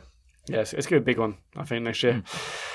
Ollie at 2BobGame on Twitter. If you could protect one new feature, what would that be? Because let's be realistic, things are going to change around here. Probably the news intros. I've enjoyed those, and if they could stay, I'd be quite happy. But I know Sean, you're less keen. I think after today's one, I don't think they should come back. I mean, I've loved them, but you can't come back from that. They really have run their course, though. Like I was really struggling to come up with new stuff for them. As you know, I was hoping you were going to get more and more desperate as it went on. And James, we already did the sperm cube. Where do you go from there? You also did like the meta one where you said, that computer game show. I thought that was the one you would end on because suddenly we were that meta, but no, we pushed on. Yeah. I think news intros is the one I would like to keep. I mean, the rest isn't actually that new, is it? But news intros would be good. So that's the sound of Matt deciding who to skip. Well, how dare you? Okay, I'll read it. Don and Indiana 747. Are you surprised some listeners don't know who David is? And we sort of covered that. I mean, it still blows my mind, but it's going to be very interesting to see what people think. Ben Simon at Scientologist, of course, on Twitter. What games? Hang on. What games are you glad were released? What games are you glad were released and therefore discussed while Dave wasn't on the pod? Although if you want to for Game of the Year, you might be fucked. Fire Emblem, Magic the Gathering Arena. Did you talk about that? I don't even remember that. That wouldn't have lasted long. Yeah, I talked about that. It's only about 2 months ago or something like that. You don't remember it at all? You're going to play it with me, James. So was this the card game? Yeah. Yes. Yeah, I think I'll block that one out. Yeah, I think so. I mean, James, you agreed that there'll be a stream where Sean taught you how to play it. Did I? I don't remember. We should do that, actually, because that probably would be quite fun. Does that sound like a good idea? Because we literally discussed it 3 months ago. Did we? I don't remember. It's card games, idea, guys. How about a stream where Sean teaches me how to play the card game, isn't it? Go on. Card games are good. Card games are good games. You of all people should like them, James. Why? What does that mean? Because you just strike me as the type. It's a massive card game nerd. I resent that. You of all nerds should love the card games. Yeah. Thomas at Llama42. Have you developed a training plan for Dave, given that all he knows about now are card games? Yeah, as in poker, not Magic. No. Rocket League and car boot sale videos. There should be like some sort of not initiation, but what could there be? We should probably give like a what's the term? Yeah, sort of reintegration. Like that. Ingration. Ingration. No, that's it's not integration. It's ingratiation plan. We'll work on it. Coin of Ross Wilson. Since Sean is enjoying the journey and plays on a Wednesday, there's a potential clash with the Champions League games, potentially meaning a big drop in viewers. Will this day be moved back to Tuesday? Is that a thing? Champions League, yeah. So that's basically like generally like the top 4 clubs from each of the leagues in Europe then do the Champions League, which is like the big European trophy, and that's on Wednesdays. Shit. Yeah, big. How long does that run for? Until the end of the season. So how long is that? Basically until next year, Sean. Yeah, from nowish to May. Okay. So ages then, right? I mean, you'll probably be nearly done with FIFA 17 by the time it finishes. Okay. Right, fine. Fingers crossed. Yeah, so potentially. Also, are the schedules going to potentially be changed with Dave returning? I don't know. Depends if he wants to stream and if he needs a certain day. I suppose we can look at rejigging things. I mean, obviously, as the given that he's still got a newish baby that is not sleeping very well, he will probably give him first pick if there's like a certain day that works best for him. I do not anticipate Dave's going to be rushing back to do a thrice weekly streaming series, but we'll see. I mean, but people love him streaming. Like he's got Shenmue 2 to get finished before Shenmue 3 comes out. So and he's still not done another one of them bloody crane ones, has he? Yeah, he promised us that. I want one of those because that was amazing. Me too. I'm going to get like new to just sit and watch that with me. Can everyone tweet at David Turner? Say just do another Claw stream. Just Just everyone do that, and then we'll get it happening. Because I'm very excited. I'm tempted to actually drop money on that and see what I'm like in the game. That's it for like the feedback stuff. We've got some other questions because why not? Luke, actually, it's just Luke Summerhays. So let's go on with this. What's the single best episode of Star Trek, boys? Go on, James. You go first. No, you go first. Neither of you have an answer. Okay, good. Next Generation. Next Generation, the one where Picard gets his brain beamed by that probe and he lives out like an entire life as part of this doomed civilization, and then it's sort of there's like occasional like he learns how to play this one particular type of flute while he's living this sort of. Yeah, that's the one. While he's living this other, like this entire other life, and in the real world, it only takes like half an hour or something. And then throughout like the next few series, occasionally you'll just see him playing this flute, and it's just like not really talked about. And it's just like, oh yeah, every time he plays that, he's remembering that he had this other entire lifetime and like a family and a wife and children. And fuck, that's amazing. Yeah. What about you, James? It is a very good one. I very much enjoyed that one. I mean, a lot of my favourite ones are from Deep Space Nine because I like the political side of stuff as well. Yeah. And I would probably have to go with...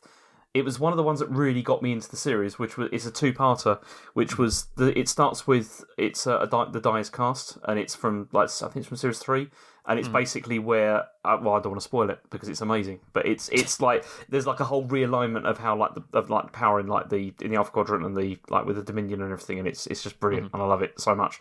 But also A Call to Arms from DS9, which is where the Dominion War properly kicks off, and that's amazing as well. Love those. Nice. My one's probably the one where, Scotty, he's beamed up and stuff. Oh, that's the best. That's the best one. The one where he says that famous line that he never says. Yeah. Does he actually say that?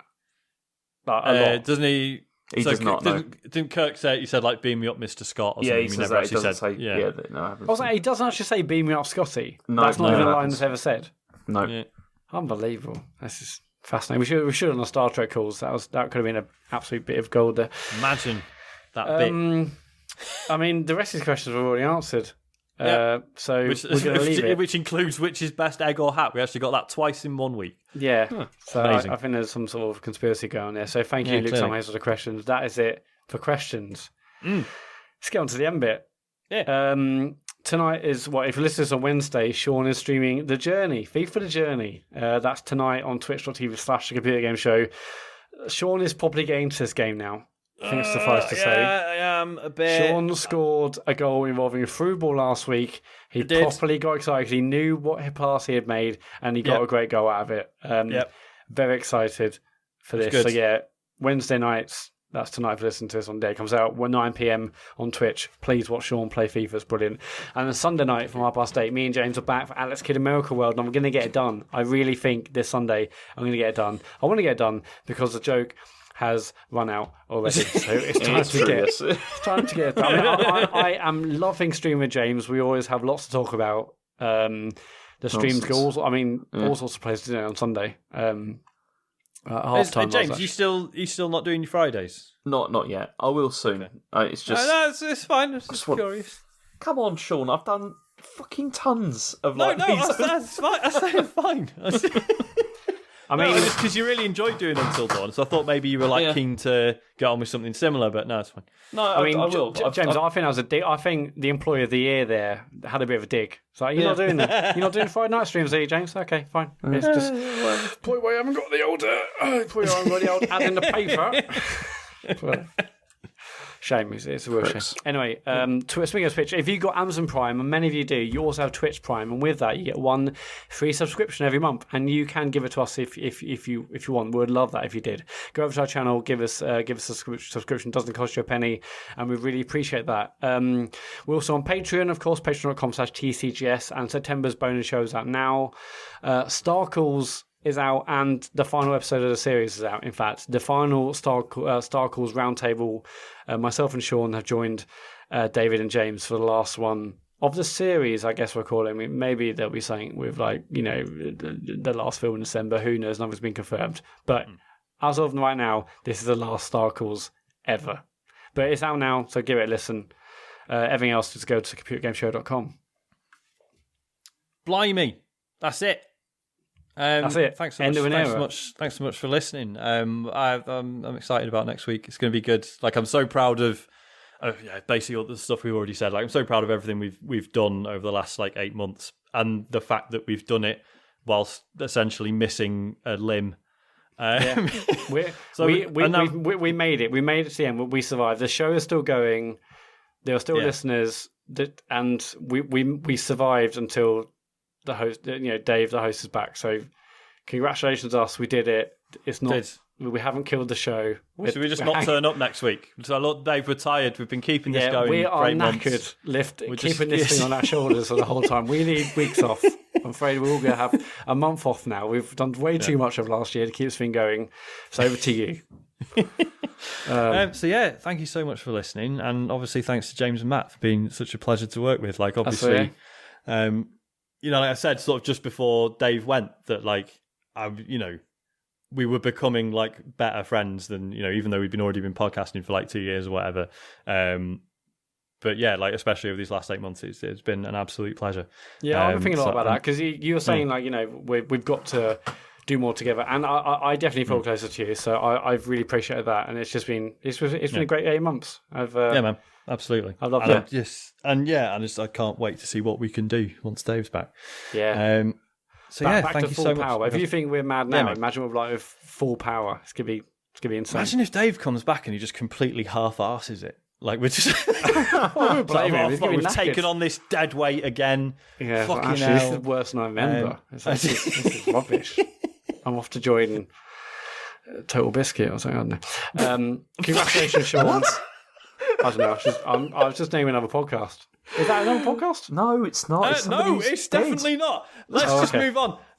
Thank you so much for listening. And for the last ever time, Let's make it a good one. Thank you for letting us, me, James, and Matt be natural. Good night. Good night. Good night. I have just remembered about Total Biscuit, actually.